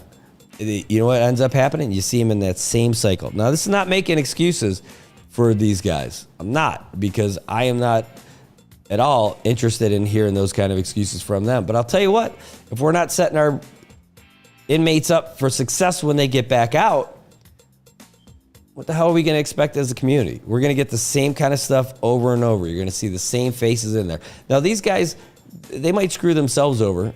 That's fine. But if we don't do what we can to try to give them a fresh start when they get back out, they're going to get in that same cycle with their same crappy friends and their same crappy family members who are going to still, you know, give them some ice, you know, and say, hey, nah, you're cool, man. No. Anyway, Commissioner Torres sent this out to all the media folks yesterday. And we posted it like right after he got it to us. And I want to read it to you. I'd rather have him read it, but I'm going to read it to you because he's not here. So here we go. This is from our Commissioner of Corrections. All right. Starts off, it says, in a society... Oh, here, I can share this with you guys just so you can see it too. Read along. It says, in a society that often views incarceration solely through the lens of punishment, it's crucial to consider the profound impact work programs and the ability to earn wages can have on individuals behind bars and on all of us when they return home. Imagine for a moment a young father named Jose who, a few years into his prison sentence, learns the skill of welding through the work program instituted by the Northern Marianas Department of Corrections and NM Tech. When he first arrived at the facility, he was filled with huge regret over his past mistakes and the time lost with his son. But as he learns to master the intricacies of welding, creating everything from structural support beams to metal sculptures, something transformative begins to happen. He starts to see a future for himself, a chance not only to support his family financially, but to break the cycle of poverty and crime that has defined his life. While some may argue against the idea of paying inmates or supporting their work programs, it's essential to recognize that these initiatives aren't just about giving handouts or wasting taxpayers' money. They're about fostering accountability, responsibility, and resilience. By allowing individuals like Jose to earn money, we empower them to contribute to their families and communities, even from behind bars. The wages they earn can help pay for phone calls home, support their dependents, or even save for their eventual release, making the transition back to society that much smoother. Moreover, welding programs don't just serve the individuals involved, they benefit society as a whole. When inmates acquire practical skills and work experience, they are far less likely to return to prison after their release. Statistics show that employment greatly reduces the likelihood of recidivism. By investing in work programs today, we can lower crime rates and save taxpayer money in the long run, transforming our justice system from a cycle of reincarceration to a system that nurtures hope and opportunity. Consider the ripple effects on communities. When released, individuals who have participated in welding programs are equipped to reintegrate successfully, secure employment, and become active contributing members of society. The demand for skilled welders is high, and those with welding certifications can find well-paying jobs that allow them to rebuild their lives and support their families, fostering healthier communities, which ultimately benefits everyone. It's easy to focus on the negatives and challenges of supporting change within the correction system. However, we must recognize the potential for redemption and growth. Instead of viewing inmates as a burden or a threat, we can perceive them as individuals who, with the right support, can turn their lives around. We all need to work together to champion initiatives that allow for the rehabilitation and reintegration. Let's advocate for legislation that funds work programs and pays inmates fairly. By doing this, we lay the groundwork for a more humane, effective correction system that not only holds individuals accountable for their actions, but also provides them with the tools needed to build a brighter future for themselves and for all of us. Together, we can help transform lives and create a safer, more prosperous Commonwealth. This legislation would give me the authority and flexibility to promulgate regulations and policies to establish a system and process for paying inmates when there is adequate funding. I would have a ceiling of $1 per hour. An inmate would start with 25 cents per hour and work up to that $1 based on their work performance and good conduct. For example, or an example of acquiring funding would be, say our Commonwealth through the Department of Public Works receives $13 million of federal funding to pave the road leading up to Mount Topchow. Well, our outreach program with 5 officers and 30 participants can be contracted by DPW to work a portion of that project for $4 million. A portion of that $4 million would be set aside for inmate pay, and the rest to help sustain our program and pay for other expenses like staff and inmate uniforms, evidence-based programs, equipment, utilities, staff training, etc. While incarcerated, with good conduct coupled with psychology programming and acquiring job certifications in the trades industry, these participants would be set up for a successful re-entry into the community with a solid job placement in DPW or in the private sector. That's your Department of Corrections Commissioner. That's a hell of a guy. He's not just managing a building. He's not just managing staff. He's not just ensuring that people convicted do their time and get released. This is a guy who's doing all that stuff and trying to do exactly what the correction system's supposed to be. Trying to rehabilitate the inmates. He's trying to make sure that the people who are coming out of that building come out with a chance, come out with some hope, come out with a vision of a new life. And he's trying to get them set up the right way. I don't know if it, again, It's not a dig on anyone else. But I can't tell you that I know anyone else who felt like it feels like he has a personal stake in the well-being of each one of the inmates that are going through that stuff. And hell yeah, you know what? And he's doing a job of trying to tell everyone else we all need to have that stake in it. Because when those folks do get released, they are going to be your neighbors. Their kids are going to school with your kids. What do you want? You want these guys to just be like a pile of trash that you just sweep aside? Or do you want to have these folks get rehabilitated? Give them the best chance of changing their lives.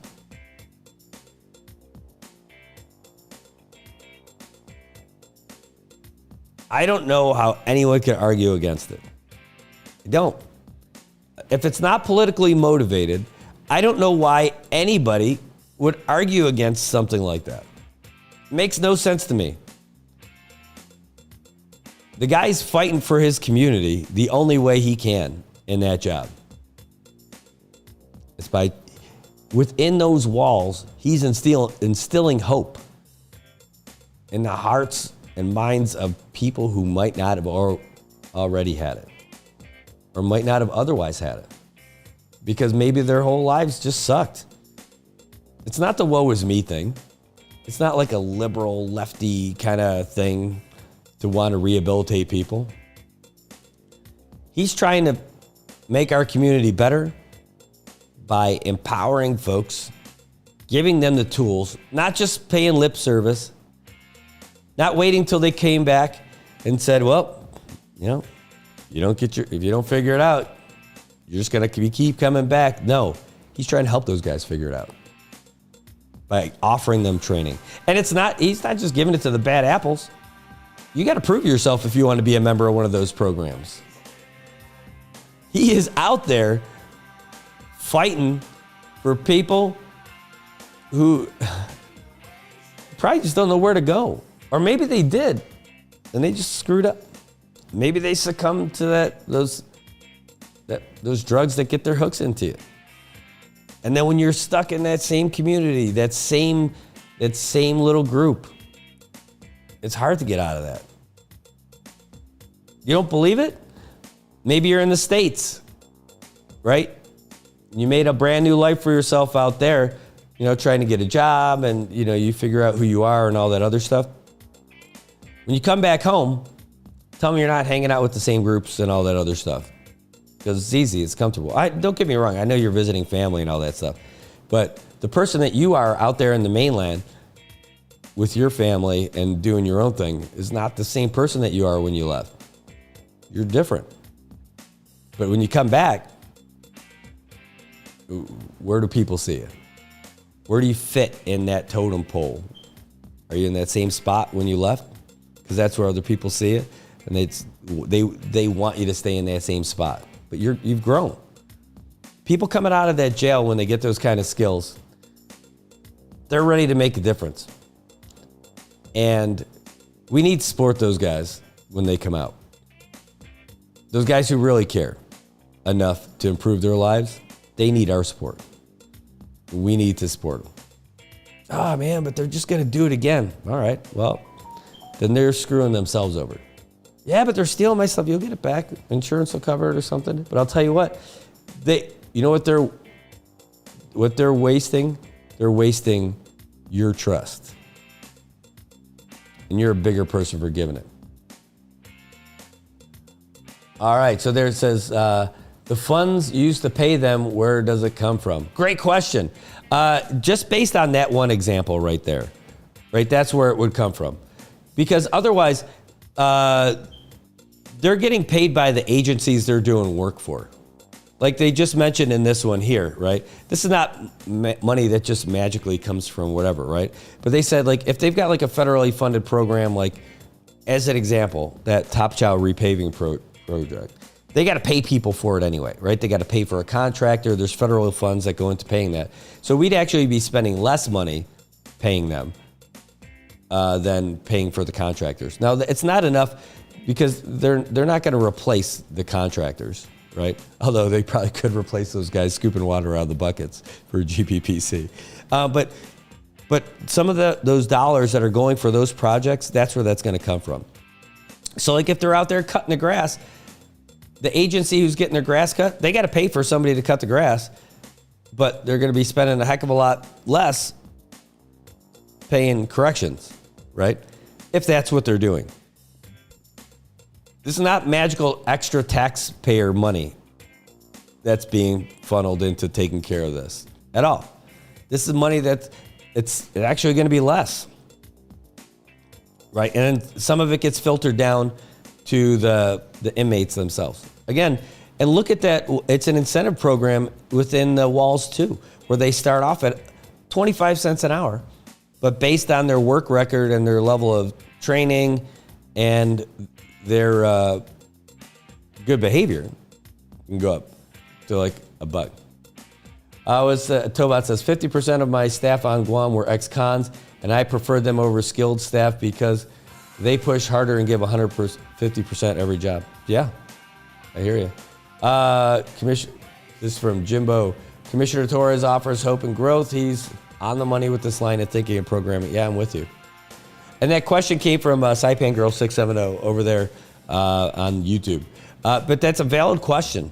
That's a valid question. I know a lot of people, I've seen some of the negative stuff about it. And a lot of it was about like, we already don't have money. Why are we spending extra money on it? But that's not what this is.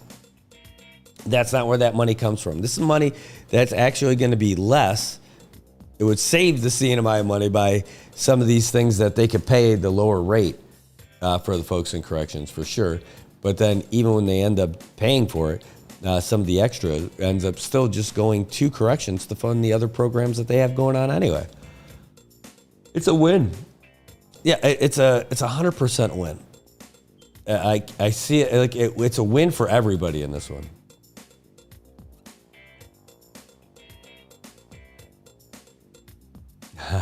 Yeah, Gloria, it is so great to see you in the comments. I hope you're having a wonderful day. I hope this is just a wonderful week for you too. And I'm kicking this cold. I'm starting to beat it. So as soon as I get a little bit healthier, I can't wait to give you a big hug.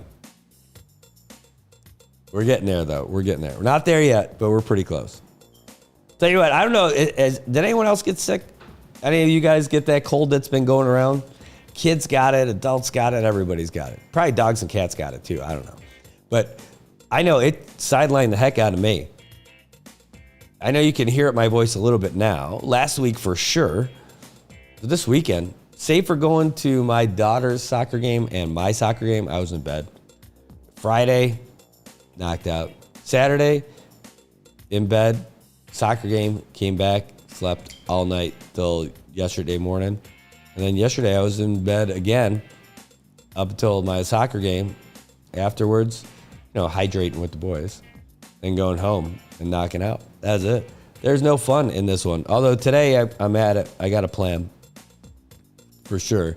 When we wrap stuff up here, we're coordinating our big interview this week that I'm really excited about, and gymming it up a little bit for sure. And running. Holy crap! Got to get all this stuff out of my lungs and go for a run. Jeez. All right. Well, you know what we got for that was our bit from corrections, by the way. And man, I'll tell you, Commissioner Torres, you got our support for sure. And it's great to see how much you care. It took Commissioner Torres to get me to care about those guys who are in there, and it all makes sense. And I'm a lock them up, throw away the key, all that kind of stuff, right? And then I got this guy open up my eyes and my way of thinking to this stuff. And he's right. He's absolutely right. So, this guy made a believer out of me. And I don't know how we can support him, but we'll support him. I don't have any of those kind of gigs here.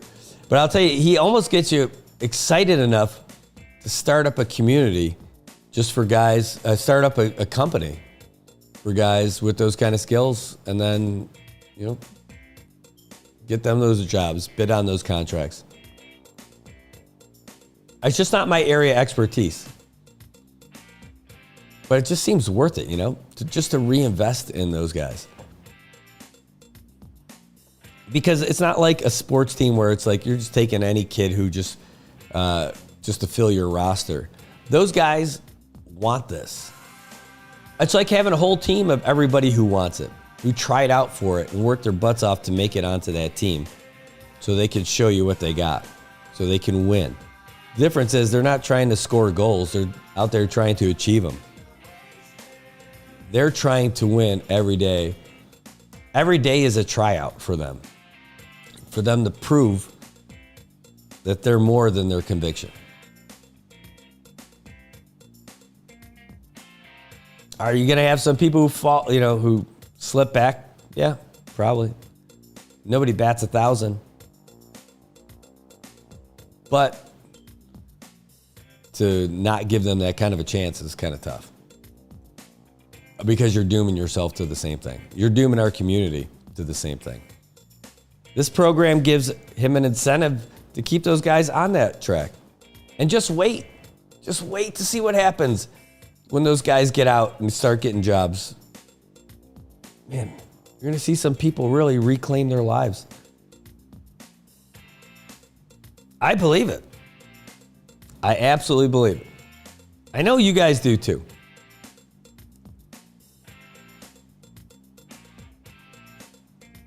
Yeah. I'm a tough, yes, absolutely. I am a tough on crime kind of guy. 100%. But for stuff like this, damn, it's revolutionary, It's real stuff. And what our community is capable of, I think what we could do with those guys when they get out, it's unique. There's so many special things about it here in Saipan. This would be one of them. Just by the nature of living on the island and how closely knit our community is, you could save people, man, with this program. You could absolutely save people with this program. Life-changing. How cool is it that we got people in place who care that much to do stuff like that? I think it's freaking awesome. Well, we are indeed. You got me to care about it.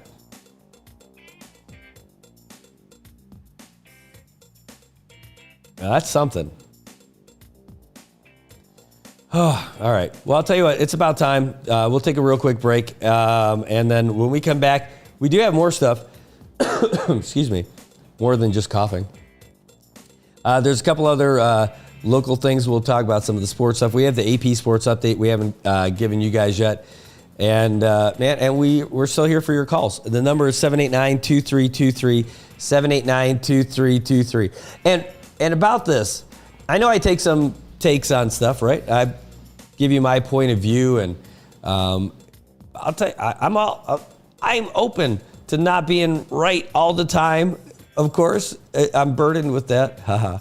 No, but I'm ready for that conversation if you don't agree with it. I don't think of it as disrespectful if you call in and say, Brad, I think you're full of it. I believe the opposite of that. Okay. I'm open. Every time, it's a conversation. Again, I wouldn't have been in on this stuff if I didn't hear those conversations the first time. But it's the conversation. It's the discourse over things that matter. That's what makes this stuff great. I'd love to hear from you if you've got a take on that stuff. On anything, really. But you could disagree, right? It's fine. It's not a fight. It's not a affront to what we do. If you have a different opinion or a different take on it, that's fine too. That's what makes this community great. That's what makes this show awesome. For me, I love that. I love having good conversations with people who care. That's important to me. Now we're going to remove this.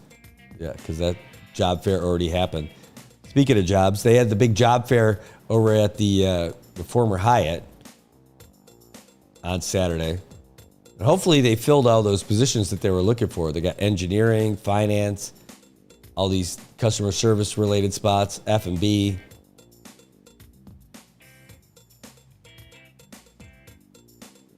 Their number's 488-1000. Give them a call. All right. Anyway, we were just talking about taking that break, so we might as well do that now. Is there anything else I want to tell you about first? Oh, yeah. I can tell you about this. I can tell you that we wouldn't be able to have this show. We wouldn't be able to have any of these broadcasts that we do remotely and all that other stuff if it wasn't for IT&E. The guys in blue, that's right. They are providing us with all of the broadband that we need to bring everything to you. We wouldn't be able to do it if it wasn't for them. The guys at IT&E, they take care of our phone, they take care of our internet, they take care of they really solve any of the communications issues that we got. The reason why we're able to do stuff over at the chamber debate, what we're going to end up doing for the election coverage coming up in just a couple of weeks from now. Holy cow, it's that fast. Like, that is all because of IT&E. So IT&E believes in us, and we believe in them. And when you have your choices of where you want to go and what you want to do, just ask Blue.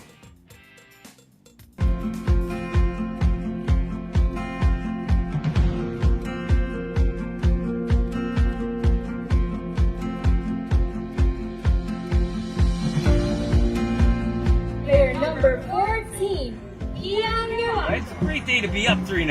I'll tell you that. It probably is not great to be down. I'm Brad Rosala, and I'm the owner for Commonwealth Communications. And I am Jojo Alipuzu. I am the owner of Island Image and Ocean. And this is our joint venture, Sideline Studios.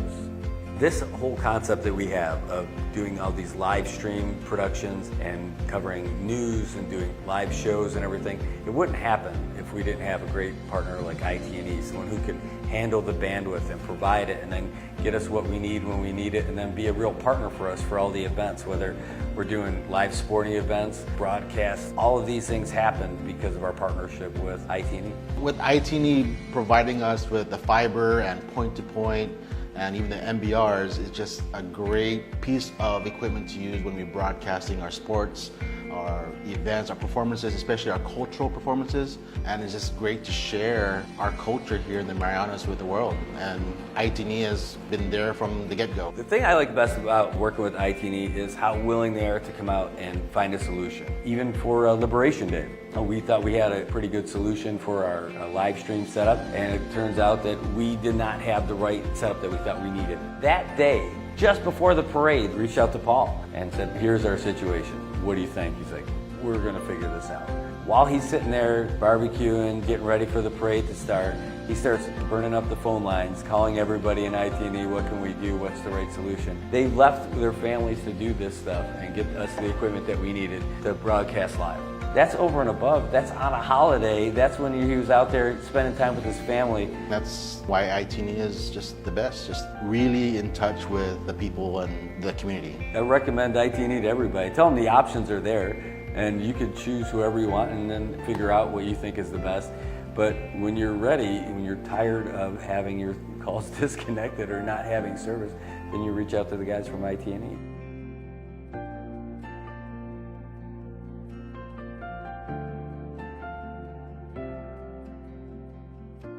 Got Medicaid? Paradise Dental's got you covered. We've got you covered from the moment you walk in the door with some of Saipan's best smiles. Medicaid covers your fillings, your extractions, and your checkups with no out-of-pocket expense. And Medicaid covers all of your x-rays without any additional cost to you. So remember, if you've got Medicaid, you're covered. Don't wait for a toothache. Call Paradise Dental today. Come here often.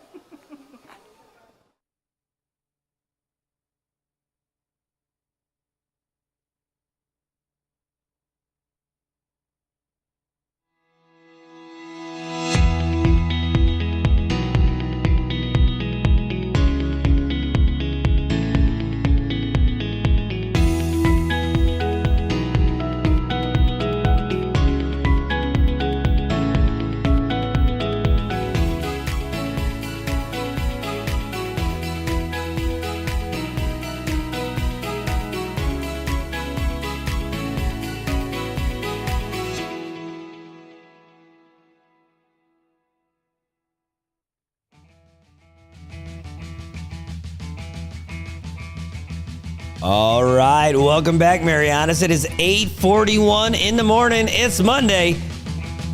There's work. There's traffic. There's the kids. There's school.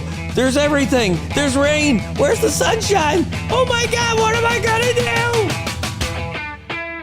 do? Don't worry, baby. We got you taken care of here. The only all-digital morning show in the Marianas. It is Good Morning Marianas, and it's a great day having you guys with us today.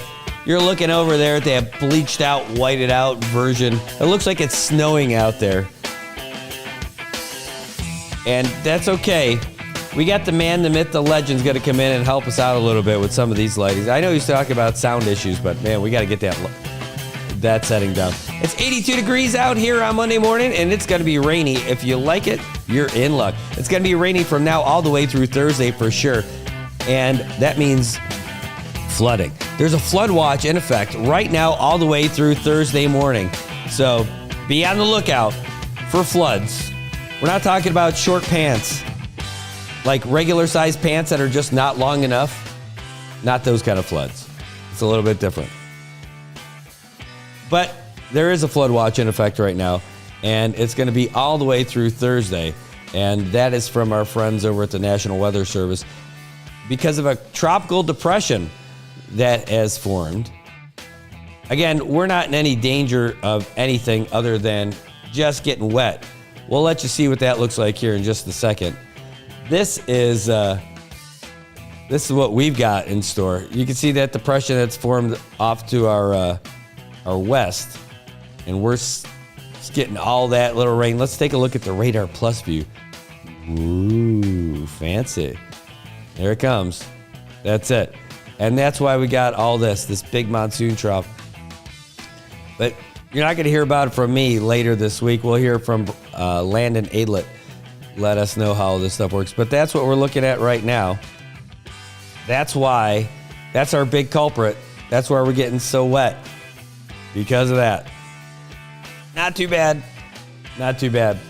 Want to say hey to everybody for tuning in this morning. We had a great show so far. Had a great guest in studio talk about what's going on with our local firefighters, and especially the folks up at the airport who have to deal with those kind of all those chemical fires that they'd have to deal with, and they've got that foam and how it can affect folks and cause cancer in firefighters. And so they're looking for folks who have been a firefighter and have had that kind of exposure to reach out. So Ed Dela Cruz is our local vice president of the International Firefighters Union that we've got, or the Association of Firefighters. Yeah, I think that's it, IAFF, International Association of Firefighters. And he's looking for folks who have been affected and who have been even just employed in that spot so that you can get on board with the fight to try and get you guys the benefits if you're suffering from some of the ill effects of that kind of exposure from the PFAS and PFOS. All right, so anyway, let's talk about some of the things. We do have some updated scores for you from the National Football League. Did anything new go to the finals yet? It looks like no, they're still playing. They're in the fourth quarter now. The Raiders trailing the Rams in Los Angeles 20-10 with 10 minutes left in the game. The Washington Commanders looks like they are done. It doesn't say final, but it's final. 40-7 over the Carolina Panthers. The 49ers are trailing the Chiefs, but it's a lot closer now. They're new into the fourth quarter. It's all 14-12 right now. In favor of the Chiefs. The two late games, the one late game that we've got today, the Jets going into Pittsburgh. That'll be at 10:20 this morning. And then tomorrow you got a doubleheader. You've got the Ravens going to Tampa Bay and the Chargers going to Arizona. So it's been a wild one in the NFL today. A lot of things that you expected. And, just a couple of blowouts on the way, too. And, again, the Vikings falling for the first time this season to the Detroit Lions in a close divisional game, 31-29.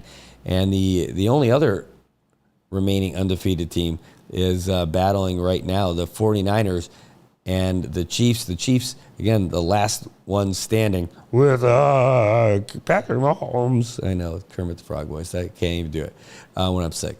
But anyway, so that's what's going on. Let's get to some of the local stuff, though, because there are some heavy things happening. We've covered this story a little bit when it first came out. The whistleblower from CUC. This is going to be an ongoing thing. This is not going to change anytime soon. Hopefully, we'll be able to get her in studio to talk about this stuff. But we heard about Candace Munya.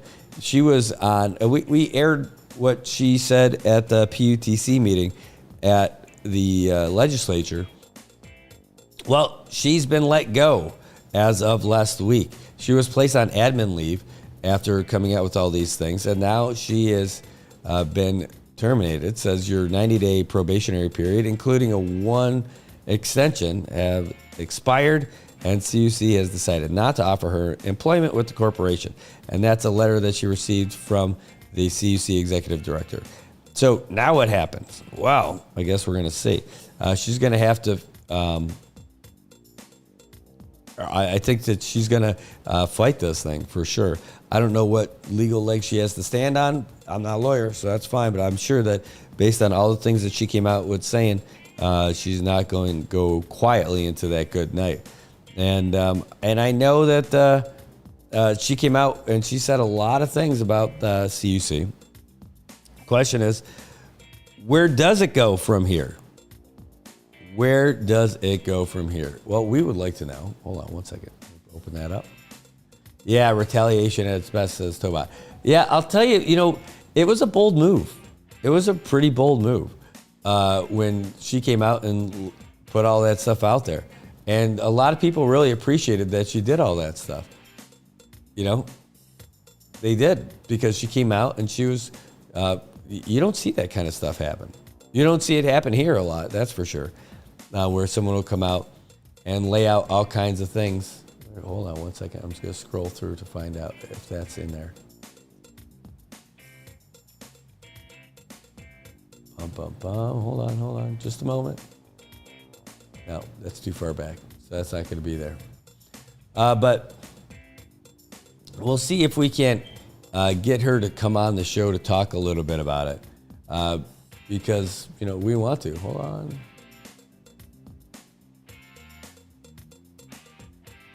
No. Hold on. Well, I don't see it here. Too bad. Maybe I'm looking in the wrong spot. Yeah, I'm probably just looking at the wrong spot.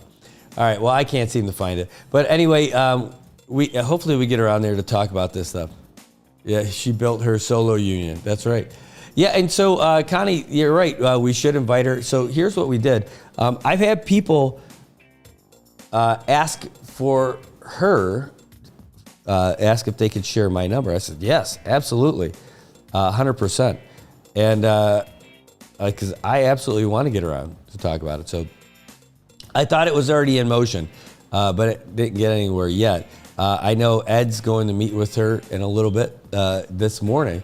And he's like, you want me to give her your number? I'm like, yes, give her my number. Absolutely. I would love to have her come on because she's got a lot to talk about, and there's a lot going on. And it's an important story that a lot of people care about. And they want to know what's happening. So I'm down with that. Absolutely. I'll tell you what, though, again, there was just one part, like they're putting in here. Hold on, where's that one sentence? See if it's in there.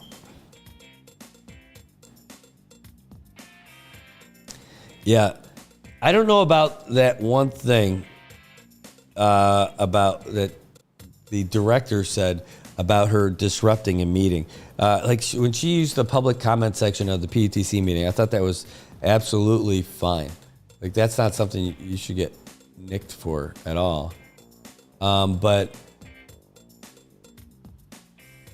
he said that she interrupted a meeting. Now, I don't know if that was the CUC board meeting. That would be different because I don't have that video, and I don't have anything from that. I think the only thing is the one thing that she mentioned during her video was that, when she was on jury duty leave. And when the jury duty got canceled, that she didn't go in. Like, she still took that day off.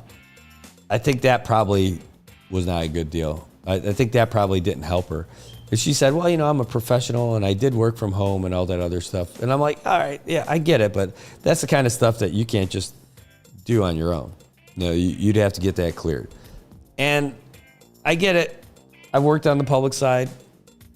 Public and private side are different, right? Not always, but like for some things, and that's one. But if they're not mentioning that in there, I don't think that she engaged in insubordination by doing all the stuff that she did and saying all the things that she said. I don't. So I wonder if she's got representation of what happens.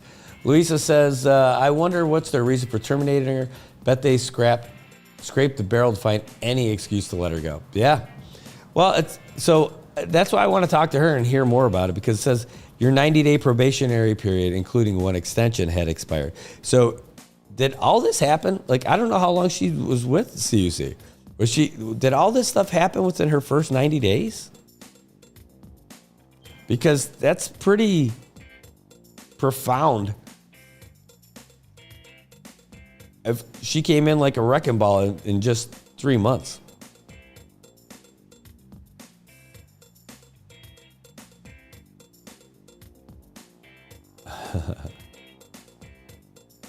Yeah, well, we'll see.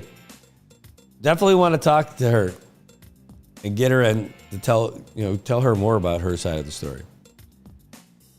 Candace Day at the ballpark. Come on in. We'll sit down, chat all this stuff up. Doom, great to see you, man. Great to see you. Speaking of your Niners, let's see what's happened. Did Kansas City score? Well, let me refresh. Let's find out.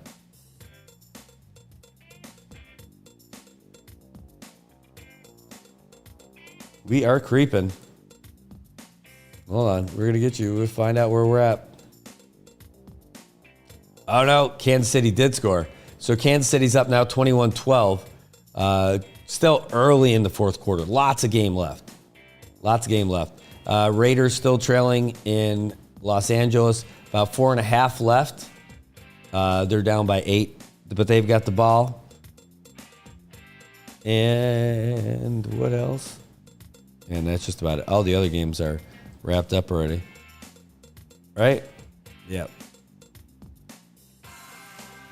Yeah, and the Yankees getting into the World Series. MLB playoffs. I'll tell you what. Those guys, do you think... I know Tobot doesn't want to see a Subway Series. Yeah, there he is, Dodgers Nation. He does not waste any time. Well, Dodgers got a 3-2 lead, and they got like the best player in baseball. Major League Baseball as an organization definitely would want an LA, New York World Series. Two of the largest markets going head to head, for sure.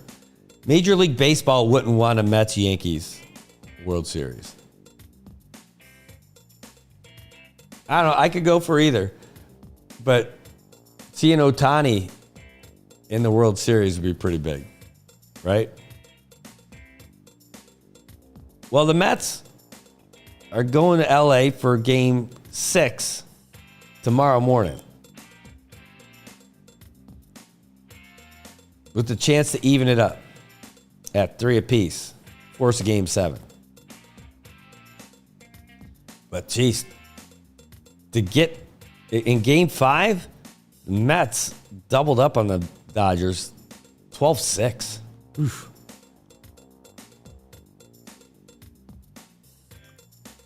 So that's where we're at for the World Series right now. Just waiting on the National League to get going. Yankees are waiting for the winner of the Mets and Dodgers. That's going to be a good game tomorrow. We'll follow it. It's going to be right after our show tomorrow. Should be good stuff. All right, well, we got about 5 minutes left. Throw it out there for whatever you guys got. We pretty much knocked out all the stuff. Ooh, Natasha. Yes, I got to reach out to these guys. Oh, I'm so excited to do some stuff for them. That is awesome. I saw this. Hold on just 1 second. I did see this. I thought it was interesting. Nah, we're going to skip over that. I mean, it was kind of interesting, but we'll go past it. We talked about that already. We talked about that last week. Hold on.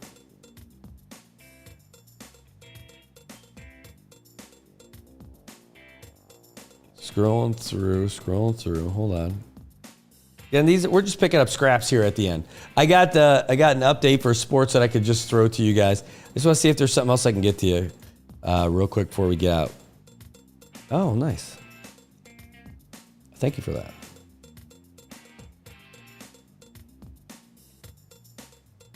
I think we're gonna screw. We'll get past those things. But I do love the idea of seeing what happens.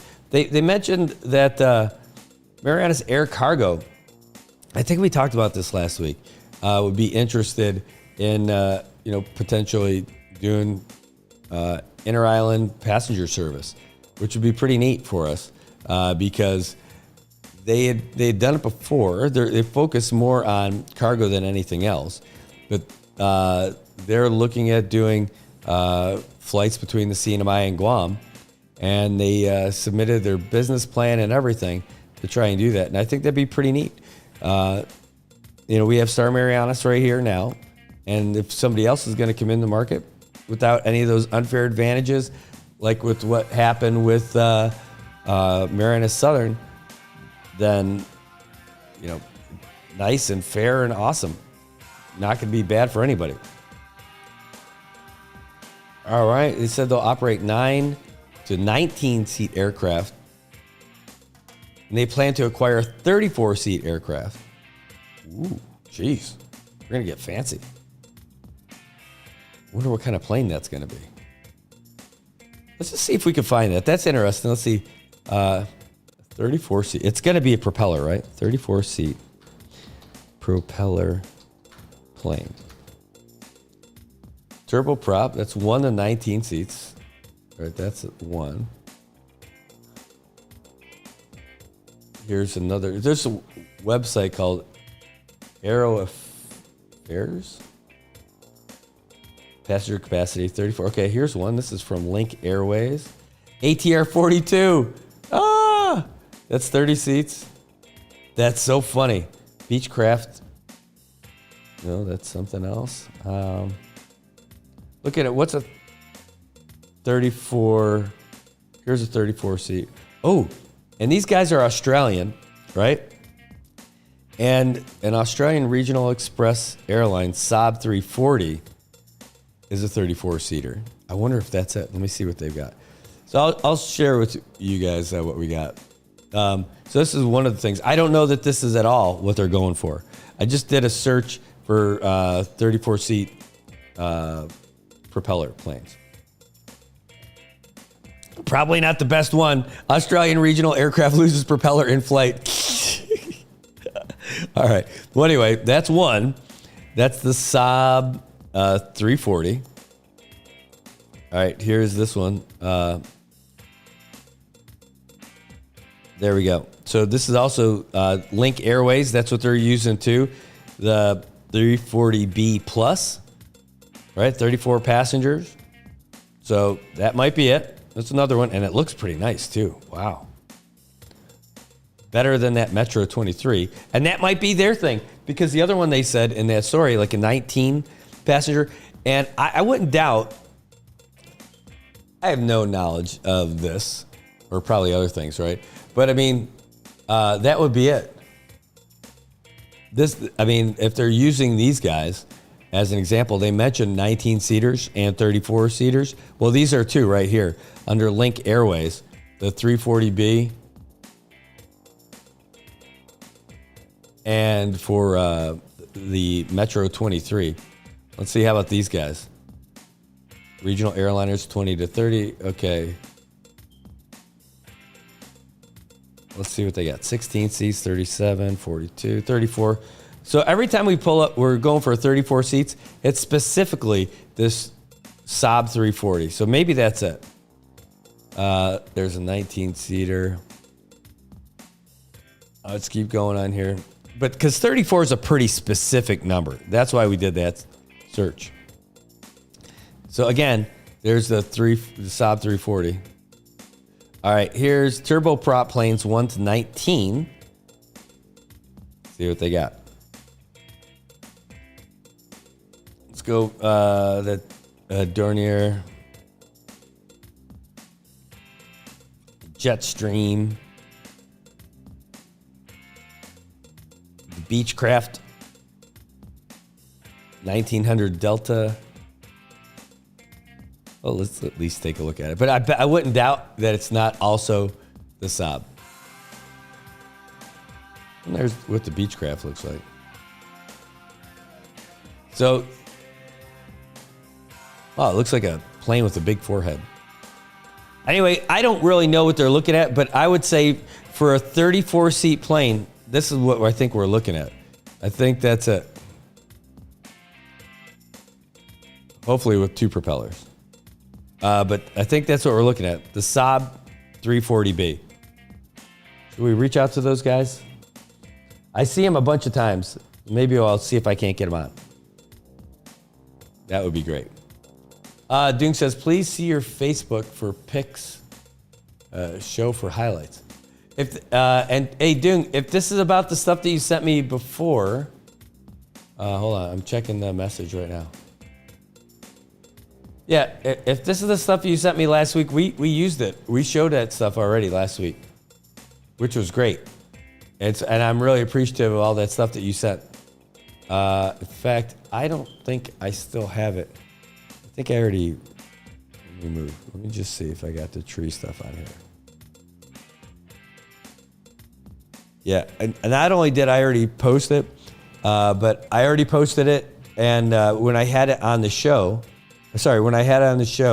I removed the thing that, like the slideshow we had with all those photos and all that stuff. But you guys did some great work, and we made sure to put it on there. All right, so that's what I got. I think for today, guys. I'll send you off with the update, at least the sports update from the Associated Press. Let's see if we can see if they cranked out a new one. We'll have it here. So that'll be it. But that's what we got for the show. I want to say thanks to you guys for tuning in. Always great to have you guys here. The phone call was great. All right. I just checked the message. Unless you sent it somewhere else, maybe it's my personal Facebook. And I can't access that while I'm doing the show because I'm broadcasting on the shows. So, but I didn't see it in the message for the show yet. So if you sent it to my personal, then I'll have to see it afterwards. But that's good because we'll have content for tomorrow. So thanks. All right, so we're going to get out. We'll give you the latest update for sports for the Associated Press. Thank you guys for tuning in. We will be back tomorrow morning at 7 o'clock to give you everything that's happening here in the Marianas and around the world. And we couldn't do it without you guys. Thanks so much for tuning in. So glad that you guys were here. And now we're going to send you the latest update from the Associated Press. This one's about sports. So if you like sports, you're in good luck. You're in good shape. AP Sports, I'm Dave Ferry. The Yankees had an opportunity to close out their 41st American League pennant on Saturday. Denny Cap tells us if they succeeded. Dave, Juan Soto belts a 3-run homer in the top of the 10th to lift the Yankees past the Guardians 5-2 and clinch the ALCS. Soto's 2-strike, 2-out blast would send the Yankees to their first World Series since 2009, manager Aaron Boone. He delivered over and over and over again for us. Obviously, he put up an amazing season, statistically speaking. But in the biggest moments, that's what he does and shouldn't be taken for granted. Giancarlo Stanton also hit a 2-strike, 2-out homer for the Yankees. His came in the top of the 6th, a 2-run shot, which tied the game at 2 apiece. The NLCS resumes Sunday as the Dodgers try to close out their series with the Mets in L.A.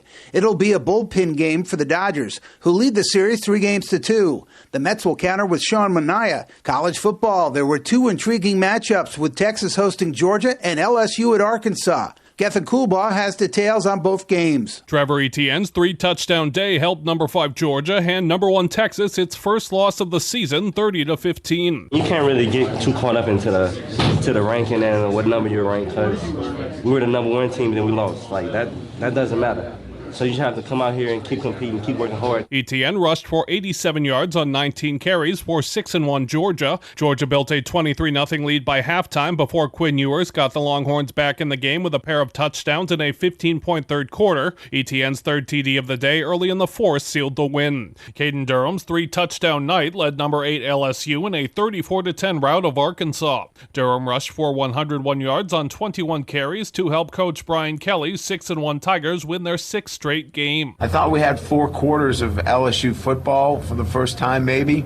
Yeah, there's some things around the edges we want to clean up, but when you go on the road and you beat a really good football team 34-10 in the SEC, I'd be crying over, something that I shouldn't be really right now at this point. 11th ranked Tennessee scored 10 unanswered points in the final 6 minutes to beat number 7 Alabama 24-17. Nico Iamaleava hit Chris Buzzell II for a 16-yard touchdown with 5:52 left, putting the Vols ahead to stay. We got a play call that moved me in the slot. I went to the slot. They kind of like that matchup with the safety. They were playing man. I ran my route.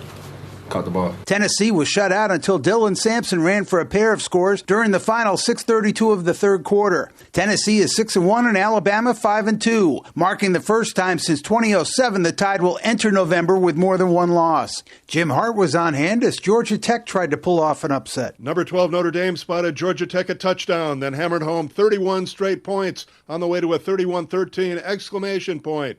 Riley Leonard ran for 2 touchdowns and delivered 203 yards passing to lead the Fighting Irish to their 5th straight win. These last couple of weeks or whatever, I think we were down maybe 7-0 to start both last game and this game. And, if this team just knows how to do it, I think we're an old team and we keep learning from our mistakes at this point. The Notre Dame defense was stingy, holding Georgia Tech's offense to only 63 yards rushing. In other top 10 action, Cam Ward threw for 319 yards and 4 touchdowns as 6th-ranked Miami outscored Louisville 52-45. We got one of the best lines, one of the best receiving cores. You got a great OC. All I got to do is put the ball in play. You seen today I'm throwing to wide open people. And they make contested catches when they need to. Rocco Beck's second touchdown run came with 30 seconds left as 9th-ranked Iowa State rallied to beat UCF 38-35. The precision and detail was there on that drive, and we executed well. It's just we didn't have that the whole game, and so, luckily it came out on that last drive, and we executed it, well. After a slow start and sloppy play, Caleb Klubnik finished with 308 yards passing and 3 touchdowns as number 10 Clemson dumped Virginia 48-31. That's what's really special about our team and about our crew is you got to lean on the guys around me and on the offensive line, and those receivers making great catches today. And on Phil, Phil, Keith, and Jay making big-time runs when we needed them. Coming up next, a look at the NHL action. NHL, we start in Toronto, where John Leatherby saw the Buds host the Blue Shirts. Chris Kreider with a pair of goals as the Rangers top the Maple Leafs 4-1 at Scotiabank Arena. Kreider now has 5 goals in New York's first 5 games of the season. Mika Zibanejad assisted on both of Kreider's goals. He says it was a defensive style of play that helped earn the win. A lot of players in lanes for them to miss the net, and tough road game. It's always tough to come here, so get out of here with 2 points is big. Alexei Lafreniere and Artemi Panarin had the other New York goals. Igor Shesterkin made 34 saves in the win as the Rangers' 3rd straight victory snapped a Maple Leafs 3-game winning streak. The Stars were able to beat the team that bounced them from the playoffs last season. Here's Bob Stevens. Matt Duchene scored twice. The Dallas Stars defeated the Edmonton Oilers 4-1 in the first meeting between these teams since last season's Western Conference Finals. Duchene says it was sweet to get this win. I'd be lying if I said it wasn't, a little bit of a motivator, but at the same time, all things are even till playoffs.